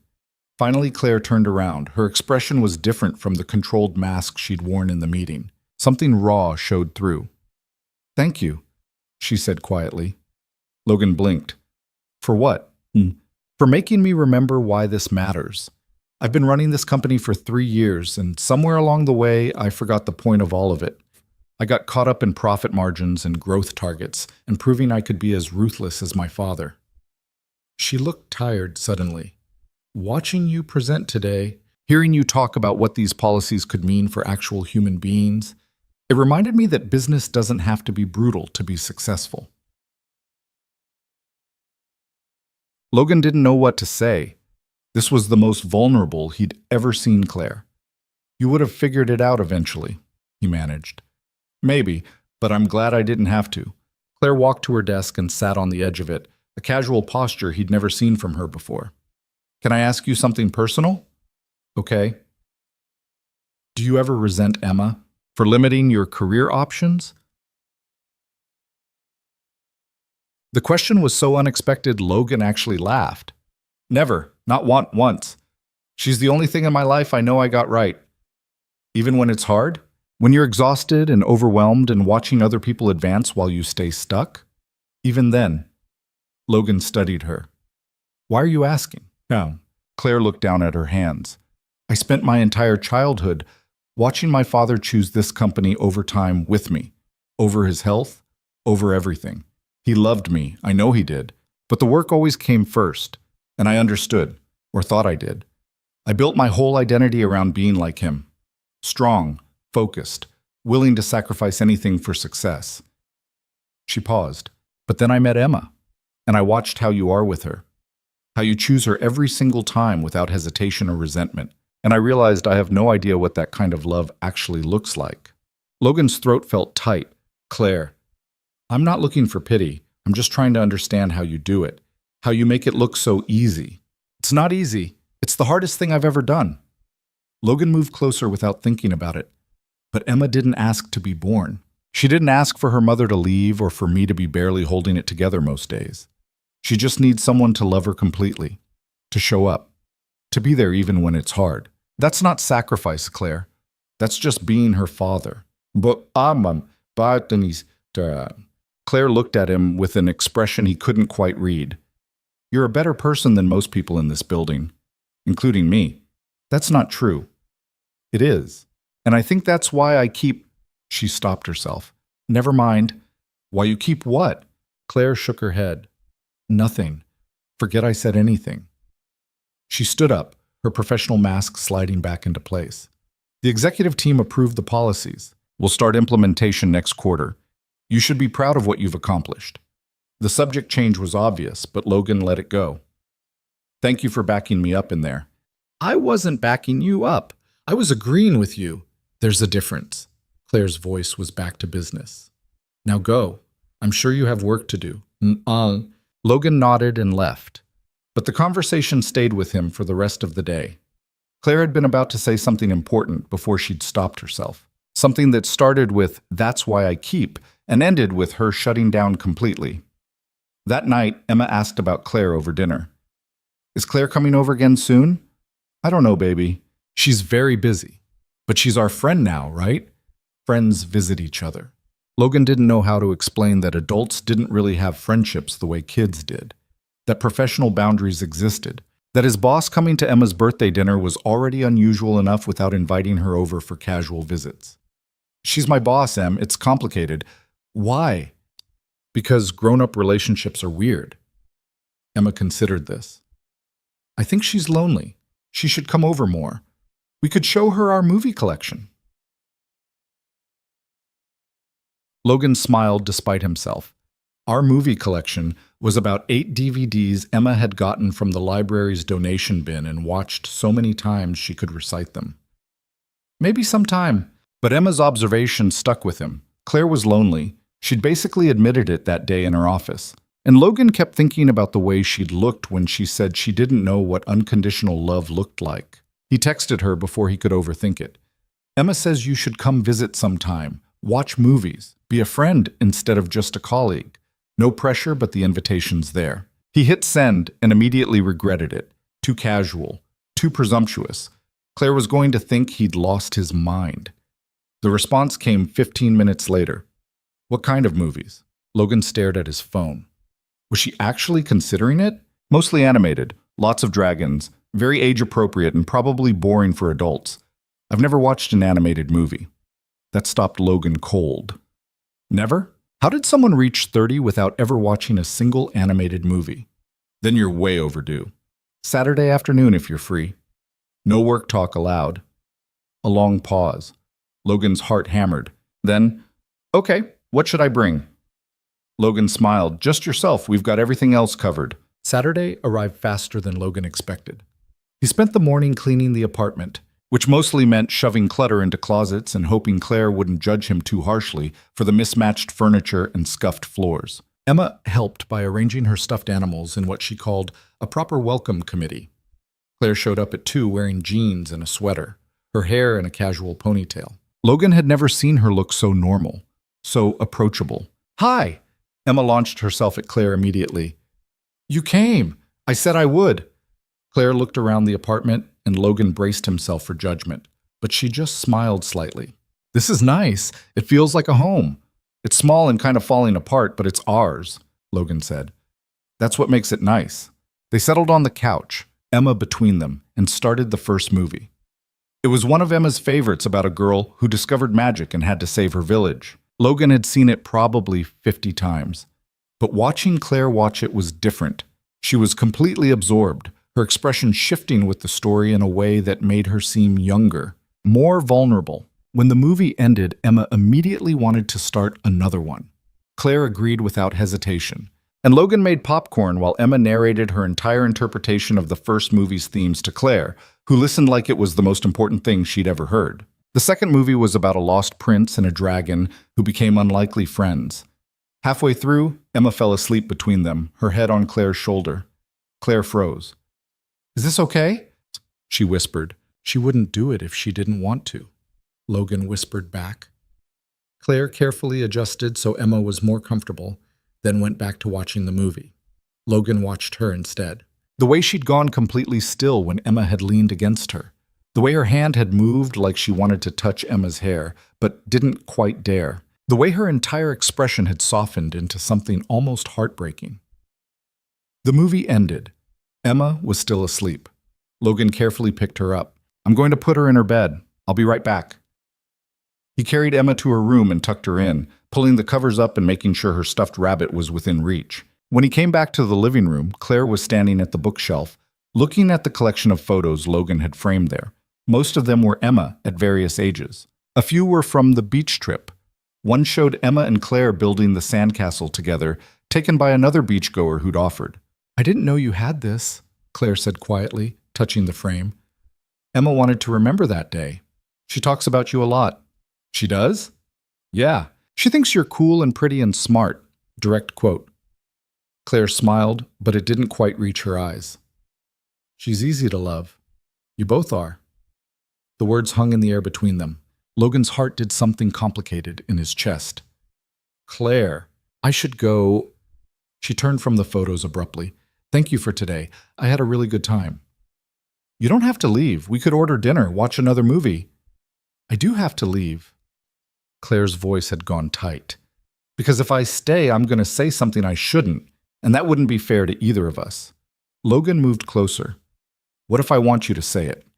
Claire looked at him, and the expression on her face was raw and scared and wanting all at once. "You don't know what you're asking." "Then tell me." "I can't." Claire grabbed her purse. "I'm your boss, Hayes. This is already inappropriate. I shouldn't have come here. Shouldn't have gotten involved with you and Emma. It was selfish and stupid, and I'm sorry." "Don't apologize for wanting to be part of something real."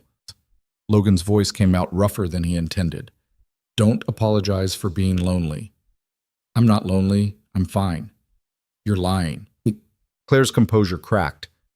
"Of course I'm lying. I'm always lying because the truth is I'm miserable and I don't know how to fix it. I don't know how to have relationships that aren't transactional. I don't know how to let people in without feeling like I'm giving them ammunition to hurt me. And then you and Emma walked into my life and suddenly I want things I convinced myself I didn't need. Things I have no business wanting." "Like what?" Logan asked quietly. "Like this.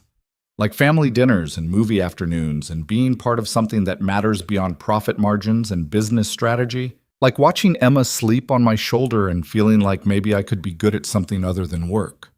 Claire's voice broke slightly. "Like you." The confession hung between them.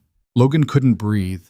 "I'm falling in love with you," Claire said, the words coming out like they were being dragged from somewhere deep and painful. "Both of you. And I don't know what to do with that because I'm terrified I'll ruin it, that I'll be too damaged or too controlling or too much like my father and I'll destroy the best thing that's happened to me in years." Logan closed the distance between them in 2 steps and kissed her. It wasn't smooth or perfect. Claire made a surprised sound against his mouth, and for a second she didn't respond. Then her hands came up to his face and she kissed him back with an intensity that made Logan's knees weak. When they finally broke apart, Claire was breathing hard, her eyes wide. "That was unprofessional," Logan offered. "I was going to say inevitable." Claire touched her lips like she couldn't quite believe what had just happened. "But also very unprofessional." "What? You started it by admitting you were falling in love with me." "That was verbal. Kissing is different." "You kissed me back." "I know." Claire looked simultaneously terrified and relieved. "I've wanted to do that for weeks." "So have I." They stood there staring at each other, the weight of what had just happened settling over them. "This is complicated," Claire said finally. "I know, Shat. I'm your boss. There are rules about relationships between supervisors and subordinates, HR policies, potential lawsuits, professional consequences. I know. And Emma, if this doesn't work out, if I hurt her, then we'll be careful." Logan took her hands. "We'll figure it out, together. But don't walk away because you're scared, Claire. Don't do that to yourself. Don't do it to us."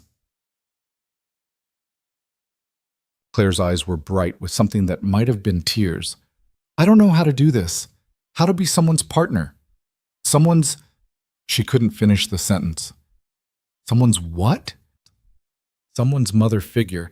Emma already sees me that way, doesn't she? The way she looks at me, the way she wants me around. I can't be what she needs. I don't know how." Logan squeezed her hands. "You're already doing it. You show up. You try. You care about her happiness. That's all she needs. That's all any of us need." Claire pulled one hand free to wipe at her eyes. "I'm a mess." "So am I. We'll be a mess together." She laughed, watery and genuine. "That's not romantic. I'm not romantic. I'm exhausted and broke and raising a kid alone.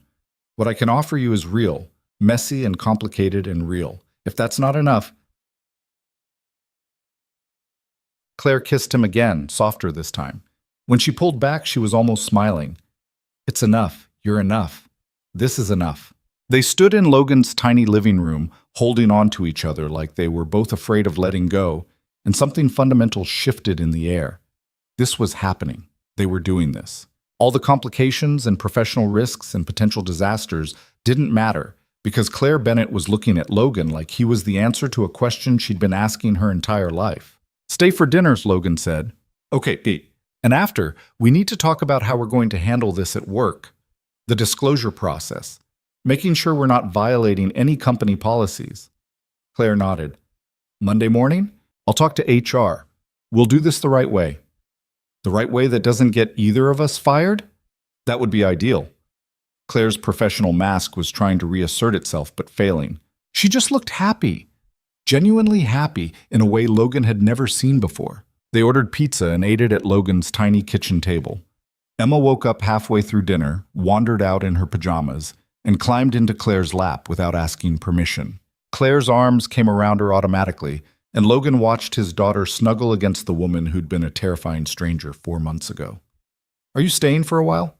Emma asked sleepily. Claire looked at Logan over Emma's head, her expression vulnerable and hopeful and scared all at once. "Yeah," Logan said, "she's staying." Emma smiled against Claire's shoulder and closed her eyes again, completely content. And Logan knew in that moment that everything was about to change. Not in some dramatic, catastrophic way, but in small, significant ways that would reshape their entire lives. Claire would have to learn how to be part of a family. Logan would have to learn how to trust someone with his heart again. Emma would have to adjust to having someone new in their small, fragile world. It wouldn't be easy. Nothing worth having ever was. But watching Claire hold his daughter with such careful tenderness, watching the woman who'd built walls around herself for 30 years finally let them crumble, Logan thought maybe they'd figure it out. Maybe broken people could help each other heal. Maybe lonely people could build something beautiful together. Maybe love didn't have to be perfect to be exactly what they all needed. Later that night, after Emma had gone back to bed, and Claire had reluctantly said she should leave, they stood at the door and Logan pulled her close one more time. "This is real," he said. "You believe that, right?" Claire nodded against his chest. "I'm trying to. Try hard. Because I meant what I said earlier, about being a mess together, about figuring it out. I'm all in, Claire. Emma's all in.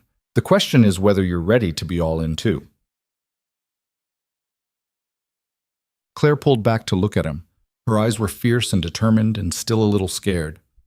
"I'm terrified," she admitted. "But yes, I'm all in, whatever that means, however complicated it gets. I want this. I want you. I want the family I never thought I could have." Logan kissed her forehead. "Then that's all that matters." She left a few minutes later, and Logan watched from the window as her car pulled away into the night. His phone buzzed almost immediately. "I'm already missing you. Is that normal?" Logan smiled in his empty apartment and typed back, Very normal. Get used to it. I think I could get used to a lot of things. Good night, Logan. Good night, Claire. Logan stood there for a long time after the message came through, his heart full in a way it hadn't been since before his divorce. Since before life had taught him that hoping for good things was usually just setting himself up for disappointment. But Claire was different. This was different. They'd both been through enough to understand what they were risking, what they stood to lose if this went wrong. And they were choosing it anyway, choosing each other, choosing to try. That had to mean something. From Emma's room came a soft sound, and Logan went to check on her. She was sprawled across her bed, the dragon book Claire had given her tucked under one arm. Her face was peaceful and happy, and when Logan adjusted her blankets, she mumbled something that sounded like "Love, Claire." Logan's throat went tight. His daughter was already attached, already forming bonds that would hurt if they broke. But looking at Emma's peaceful face, Logan couldn't bring himself to regret any of it. This was worth the risk. She was worth the risk. They were worth the risk. Whatever came next, they'd face it together. Monday morning felt different. Logan dropped Emma at school like always, drove to work like always, took the elevator up to his floor like always. But nothing was the same because he was walking into the office as someone in a relationship with Claire Bennett, and the entire world was about to find out. Claire had texted him at 6 that morning, meeting with HR at 8. Don't worry, Logan was worrying anyway. He sat at his desk pretending to work while his mind spun through every possible disaster scenario. Maybe HR would require one of them to transfer departments. Maybe they'd decide the relationship was inappropriate, regardless of disclosure. Maybe someone would accuse Claire of favoritism, or Logan of sleeping his way into opportunities. His phone buzzed at 8:45. Done. Come to my office. Logan's stomach dropped. He made his way to the executive floor on legs that felt unsteady, nodded at Claire's assistant, and knocked on the door. Come in. Claire was sitting behind her desk looking composed and professional, but Logan caught the tension around her eyes. How bad is it? He asked, closing the door. Not bad. Complicated, but manageable. Claire gestured to the chair across from her. HR requires us to sign relationship disclosure forms. You'll be moved off any projects where I have direct supervisory authority over your performance reviews or compensation decisions. The task force can continue since it's a temporary assignment with multiple stakeholders, but we need to be transparent about the relationship with the other members. Logan nodded slowly. That's it? That's the official part. The unofficial part is that people will talk. They'll make assumptions about favoritism. They'll question whether our relationship started before or after certain professional decisions were made. Claire's voice was steady, but her hands were clasped tightly on the desk. Voice was steady, but I need you to be prepared for that, for people to look at you differently, to wonder if you earned your opportunities or if I gave them to you because of personal feelings. I did earn them. I know that, but not everyone will believe it. Claire finally met his eyes. I'm asking you if you're ready to deal with that, because once we make this official, there's no taking it back. Your professional reputation will be linked to our personal relationship, whether you like it or not. Logan thought about it, really thought about it. The gossip would be brutal. People like Marcus would probably be supportive, but others would absolutely assume the worst. Logan's career advancement would forever have an asterisk next to it in some people's minds. But then he thought about Saturday, about Claire holding Emma while they ate pizza, about the way she'd looked at him when she admitted she was falling in love, about the life they could build together if they were brave enough to try. I'm ready, he said. Are you? Something in Claire's expression eased. I told my executive team this morning, before HR. I wanted them to hear it from me directly. She paused. It didn't go well. What happened? Richard Carlson suggested I was making a mistake that would undermine my authority. Susan Park questioned whether I could remain objective about company policy if I was personally involved with an employee who'd benefit from those policies.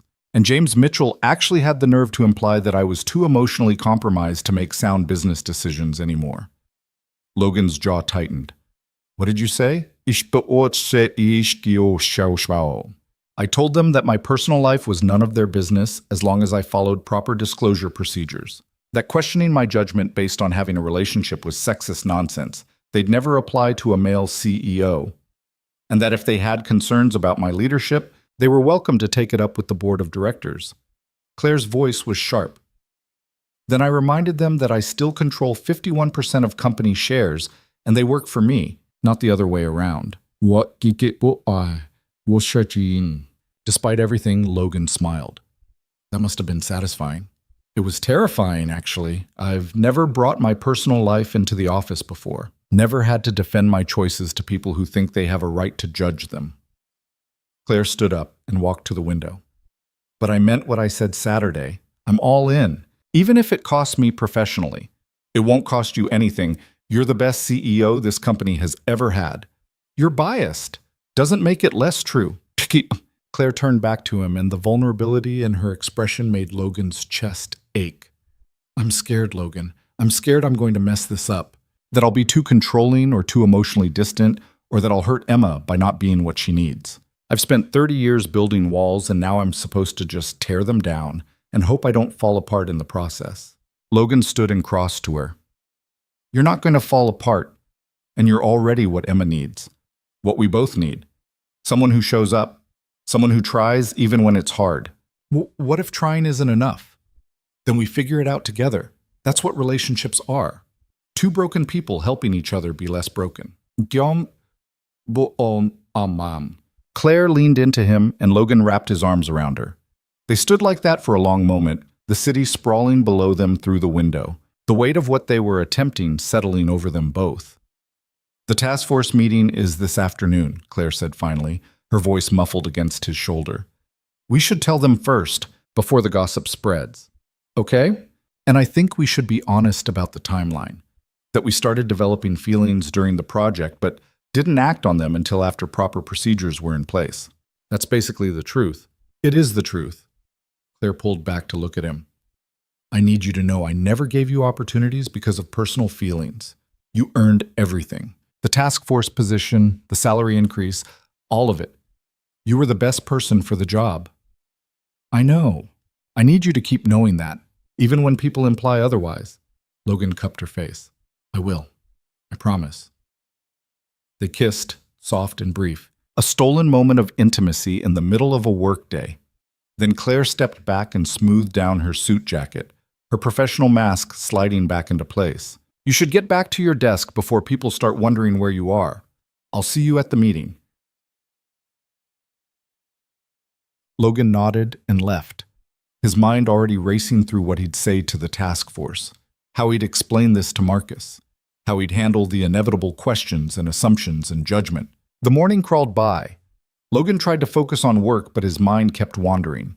At 11, Marcus appeared at his cubicle looking concerned. Rumor mill says Bennett called an emergency HR meeting this morning. Any idea what that's about? Logan took a breath. Yeah, actually, I do. Marcus's eyes narrowed. What did you do? I started dating Claire. Marcus's mouth fell open. Then he grabbed Logan's arm and physically dragged him into an empty conference room, closing the door behind them. What did you just say? I'm in a relationship with Claire Bennett. We disclosed it to HR this morning. It's all official and above board. Marcus stared at him like he'd grown a second head. When did this happen? We've had feelings for a while. Since the beach, really, but we only acted on them this weekend. The beach. The beach from your trip in August. The trip where you randomly ran into Bennett and now suddenly you're dating. Marcus ran his hands through his hair. Logan, what the hell, man? She's your boss. This is insane. I know it's complicated. Complicated? This is career suicide.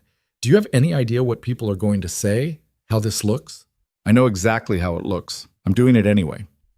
Marcus sat down heavily in one of the conference room chairs. You really care about her. I love her. Saying it out loud felt both terrifying and right. And she loves me and Emma. We're building something real, something that matters more than office politics or what people think. Emma. Marcus's expression shifted. Your 6-year-old daughter is involved in this? She adores Claire, has since the beach. They have movie days and dinner together, and Claire bought her a book about dragons for her birthday. This isn't just me making a reckless decision. This is about my family. Marcus was quiet for a long moment, then he sighed. You're serious about this? Completely. Then I'm happy for you, man. Genuinely. Even if I think you're both crazy. Marcus stood up and clapped Logan on the shoulder. But be prepared. The gossip is going to be brutal. People are going to assume the worst. Let them. The task force meeting that afternoon was tense from the start. Sarah, Marcus from the other department, and Jennifer were already seated when Logan arrived. Claire came in last, carrying her portfolio and wearing an expression that gave nothing away. Before we start, Claire said, sitting down, Logan and I need to disclose something. We've entered into a personal relationship. HR has been notified and proper procedures have been followed. This doesn't change the task force or the work we're doing, but we wanted you all to hear it directly from us rather than through office gossip. The silence was deafening. Sarah spoke first. How long has this been going on? We acknowledged our feelings this past weekend, Claire said, but we've been developing a connection over the course of this project. We want to be transparent about that. Jennifer looked between them.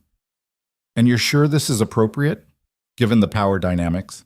We've taken every precaution to ensure there's no conflict of interest, Logan said. I'm being moved off any projects where Claire has direct supervisory authority. Our relationship is documented with HR. Everything is above board. Marcus from the task force leaned back in his chair. People are going to talk. Let them. Claire's voice was firm. What matters is that we're doing the right thing legally and ethically. My personal life doesn't affect my ability to lead this company or this project. If anyone has concerns about that, I'm happy to address them directly. The meeting continued, awkward but functional. They reviewed the final policy recommendations, discussed implementation timelines, planned the company-wide rollout. The work continued despite the personal revelations because the work mattered. Afterward, Sarah pulled Logan aside in the hallway. I have a daughter, she said quietly. She's 14 now, but I remember what it was like when she was Emma's age. The guilt of never being there enough. The exhaustion of trying to do everything alone. She paused. If Claire makes you happy, if she's good to your daughter, then I'm glad you found each other. Don't let the gossip make you question that. Logan felt his throat tighten.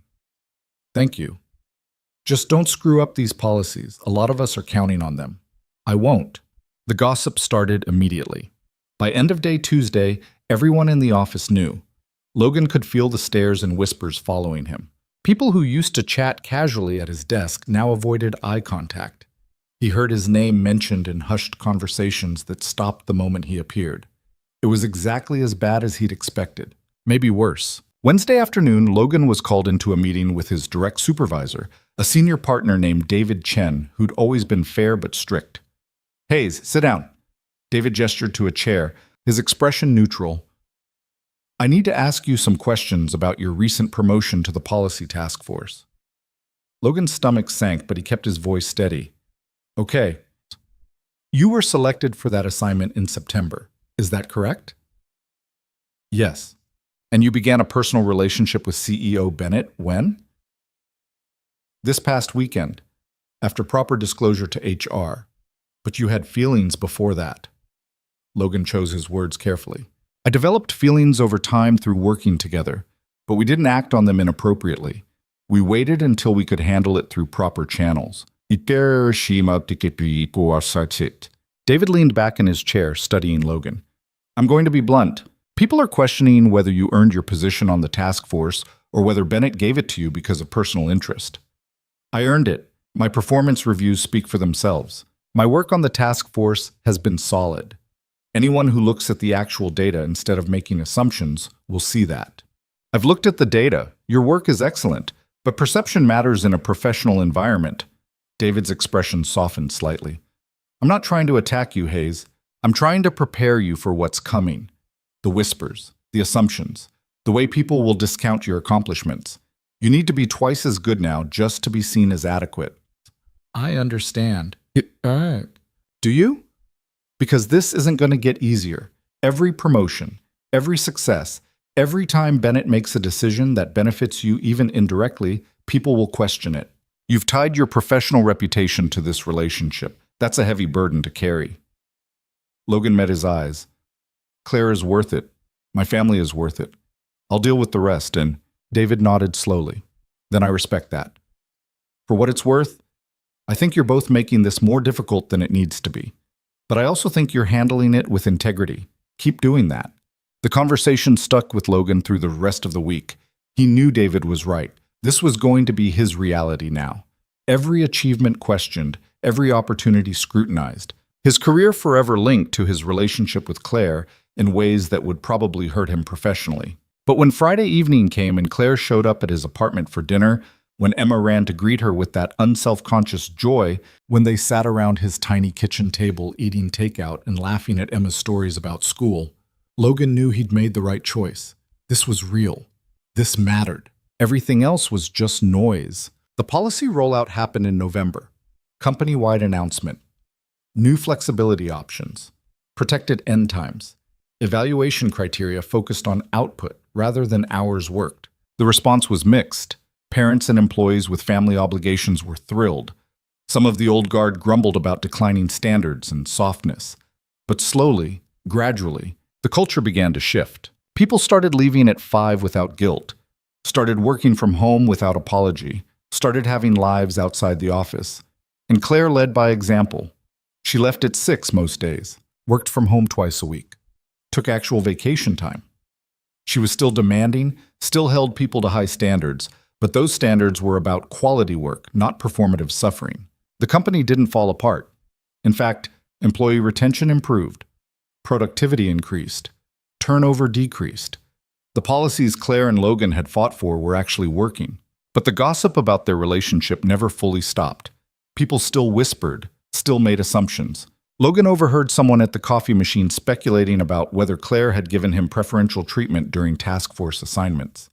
Another time, a junior analyst implied in a meeting that Logan's insights were probably just reflecting Claire's private opinions. It hurt. Every time. But Logan kept working, kept proving himself, kept showing up and doing excellent work until slowly, grudgingly, most people had to acknowledge that he'd earned his place. Emma adjusted to having Claire in their lives with the easy acceptance of childhood. Claire came over twice a week for dinner, joined them for Saturday morning breakfasts, helped with homework even though she kept insisting she didn't know anything about second-grade math. Emma started calling her Aunt Claire without anyone suggesting it, and Claire's eyes had gotten suspiciously bright the first time she heard it. They were building something, not perfect, not always smooth, but real and honest and worth fighting for. The breaking point came in January. Emma came home from school crying, her face red and blotchy. Logan's heart stopped. "Baby, what happened? Are you hurt?" Emma shook her head and threw herself into his arms, sobbing. Logan held her, his mind racing through possibilities. Bullying, accident, something awful at school. Finally, Emma pulled back enough to speak. "Jake said I don't have a real family because I don't have a mom. He said Aunt Claire doesn't count because she's not really my mom, and she's probably just being nice because she feels sorry for us." Logan's jaw clenched so hard it ached. That's not true. Not any of it. But I don't have a mom, and Claire isn't my mom, so maybe Jake's right. Emma's voice broke. Maybe we're not a real family. Logan pulled her close again, his heart breaking. Listen to me. Family isn't about biology. It's about who shows up, who loves you, who chooses to be there every single day. He pulled back to look at her. Claire chooses us every day. She chooses to be here. That makes her family. But she's not my mom. No. Your mom made a choice to leave. That wasn't about you, baby. That was about her not being ready to be a parent. It was wrong, and it hurt us. But it doesn't define our family. Logan brushed Emma's tears away. Do you love Claire? Emma nodded. Does she love you? Another nod. Then that's what matters. Not what some kid at school says. Not what anyone else thinks. Just what's true between us. Emma sniffled. Can I call her?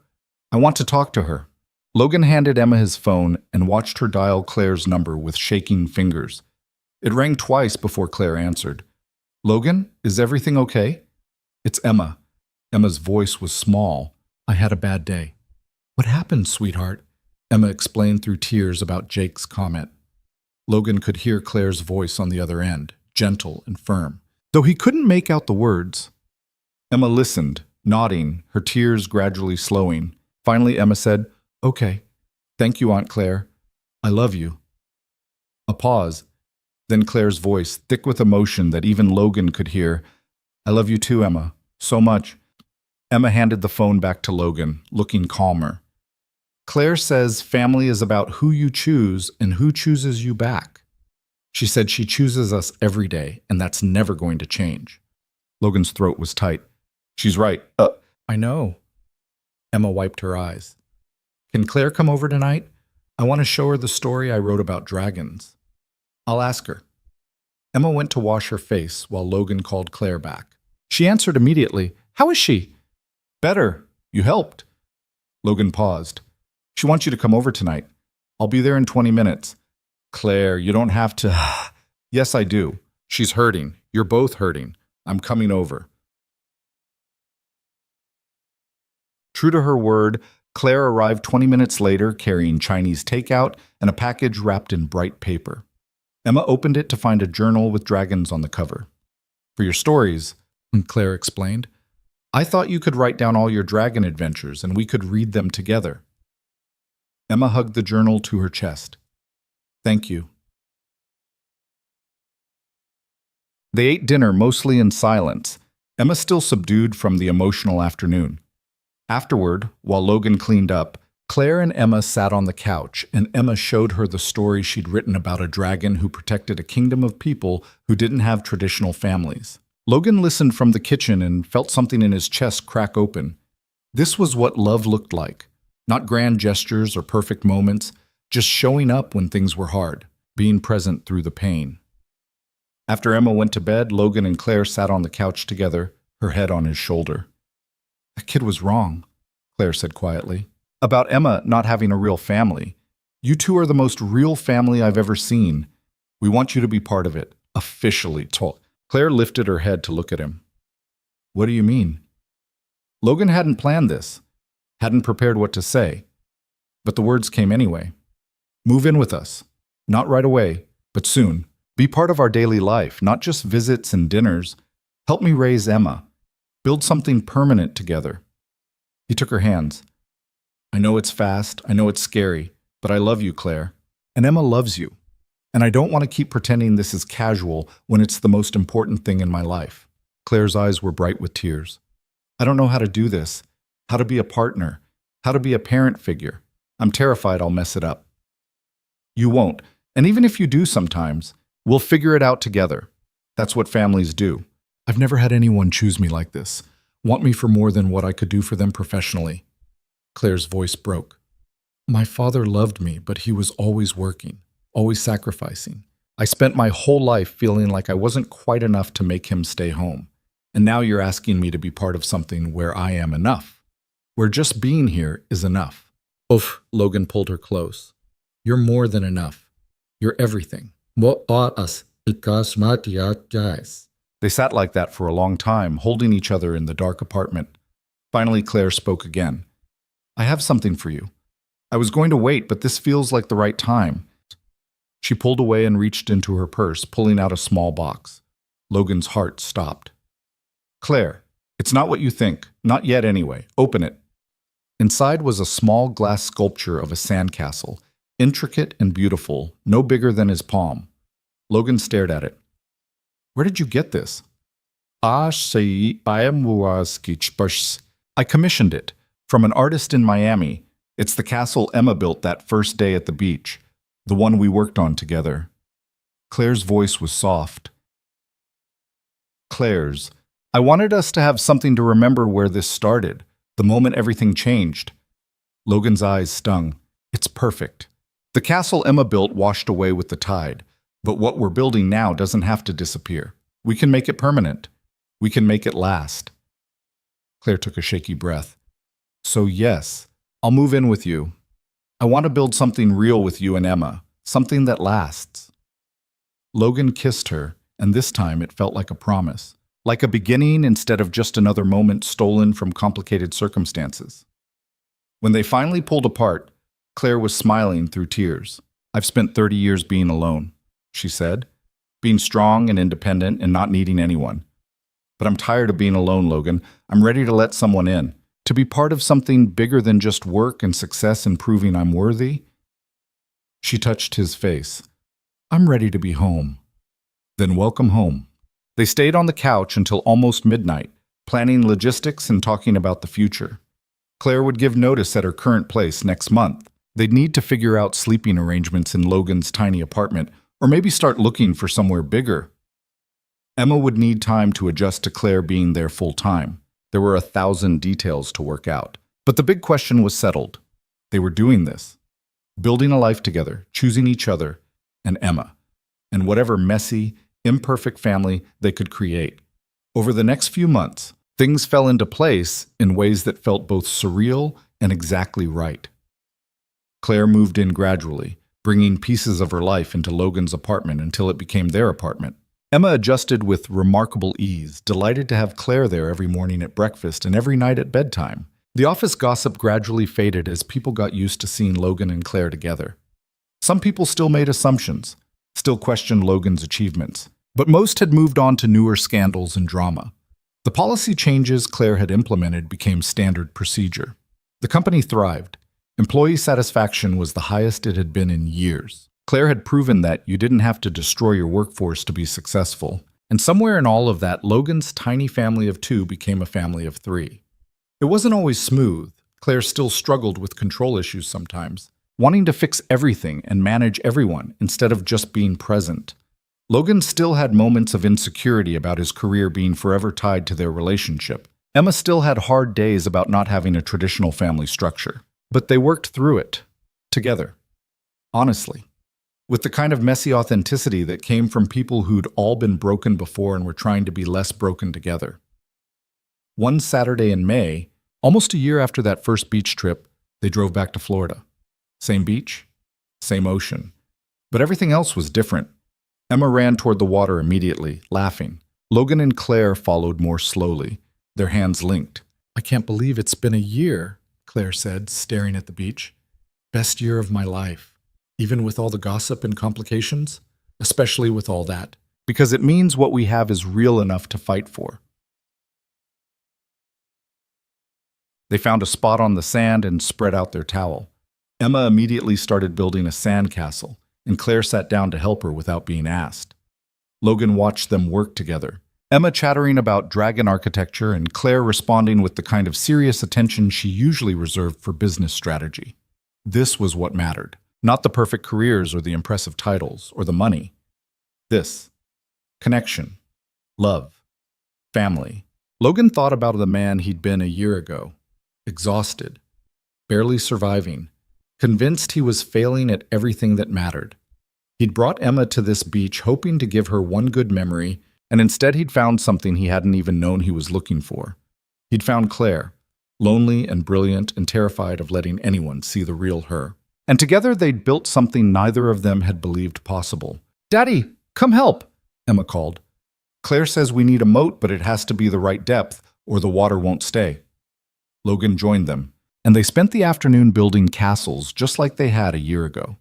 Other families played around them. The sun blazed overhead, waves crashed and rolled, and when the tide started coming in, when their castle began to crumble and wash away, Emma didn't cry. She just smiled and said, "We can build another one tomorrow." Because that was the thing about sandcastles. They were temporary, fragile, destined to disappear with the tide. But the people who built them together, the memories they created, the love they shared while shaping something beautiful out of sand and water and hope, that lasted. That was permanent.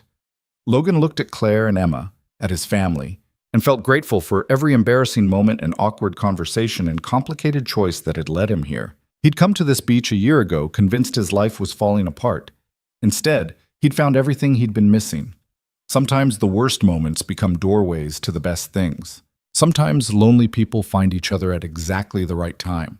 Sometimes broken families can heal and grow and become something better than they ever were before. The castle disappeared into the ocean. Emma laughed and grabbed Claire's hand, pulling her toward the water. Claire looked back at Logan, her expression open and happy and completely unguarded. And Logan thought, this is what it means to be home. Not a place, not a house, but people who choose each other, who show up, who build beautiful things together knowing they might be temporary, but building them anyway, because the act of creation, the act of love, matters more than permanence. They played in the waves until sunset, then drove to the same cheap motel Logan had stayed at before. Except this time Claire had upgraded them to a suite with 2 bedrooms and a view of the ocean. Emma fell asleep between them on the big bed, exhausted and happy, sand still in her hair. Logan and Claire sat on the small balcony, looking out at the dark water. "Thank you," Logan said quietly. "For what?" "For sitting down at Emma's sandcastle that day, for being brave enough to try, for choosing us." Claire leaned against him. "Thank you for letting me, for seeing past the walls I'd built and wanting me anyway, for showing me what family actually means." They sat in comfortable silence, listening to the ocean and the distant sounds of other families enjoying their vacations. Somewhere a child laughed. Music played softly from a nearby room. Life continued all around them, ordinary and beautiful. "I've been thinking," Claire said eventually, "about next steps, about making things official." Logan's heart jumped. "What do you mean?" "I mean, Emma asked me last week if I was going to be her mom forever, and I said yes without even thinking about it. But legally, I have no rights. If something happened to you, I couldn't make decisions for her, couldn't keep her with me." Claire's voice was steady, but Logan could hear the fear underneath. "I want to adopt her, officially. If that's something you'd be open to." Logan couldn't speak for a moment, his throat too tight. "You want to adopt Emma?" "I want to be her mother in every way that matters, including legally. I know it's a big ask." "Yes." Logan's voice was rough. "Yes, absolutely yes. Emma would be thrilled. I'm thrilled. Claire, you're already her mother in all the ways that matter. Making it legal just makes it official." Claire exhaled shakily. "I was terrified you'd say no, that I was overstepping. You could never overstep with Emma. She loves you. She needs you. We both do." Logan took her hand. "You're our family, Claire. Time to make it permanent." They kissed on the balcony overlooking the ocean, and Logan felt something settle in his chest that had been unsettled for years. This was right. This was exactly where they were all supposed to be. The next morning, Emma woke up bouncing with energy. They had breakfast at a diner, then went back to the beach for one more day of castle building. This time, they made it even bigger, with towers and walls and an elaborate moat system. "This is our best one yet," Emma announced proudly. "It is," Claire agreed. "But you know what makes it really special?" "What?" We built it together, all 3 of us, as a family." Emma beamed. "Can we take a picture?" Logan pulled out his phone and they posed in front of the castle, Emma between her 2 parents, all of them sandy and sunburned and completely happy. He snapped the photo and knew immediately it would be the one they'd look back on years from now, the moment when everything became real. When it was time to leave, Emma said goodbye to the castle with less sadness than before. "It's okay if it washes away," she told Claire, "because we can always build another one. And even if we can't come back to this beach, we can build castles anywhere." "That's very wise," Claire said seriously. "I know. Daddy says I get it from him." Logan laughed. "I definitely said that." They drove home with Emma asleep in the back seat and Logan's hand linked with Claire's over the center console. The future stretched ahead of them, uncertain and full of possibilities and probably messy. In all the normal ways families were messy. But they'd figure it out together. Because that's what you did when you loved someone. When you chose them and they chose you back. You built something beautiful knowing it might be fragile, knowing the tide would eventually come and change everything. But you built it anyway. You showed up. You tried. You loved as hard as you could for as long as you could. And sometimes, if you were really lucky, you found people who made all the broken pieces of yourself feel whole again, who saw your scars and your flaws and your fear and decided you were worth it anyway. Logan had gone to a crowded beach with his daughter looking for one good memory.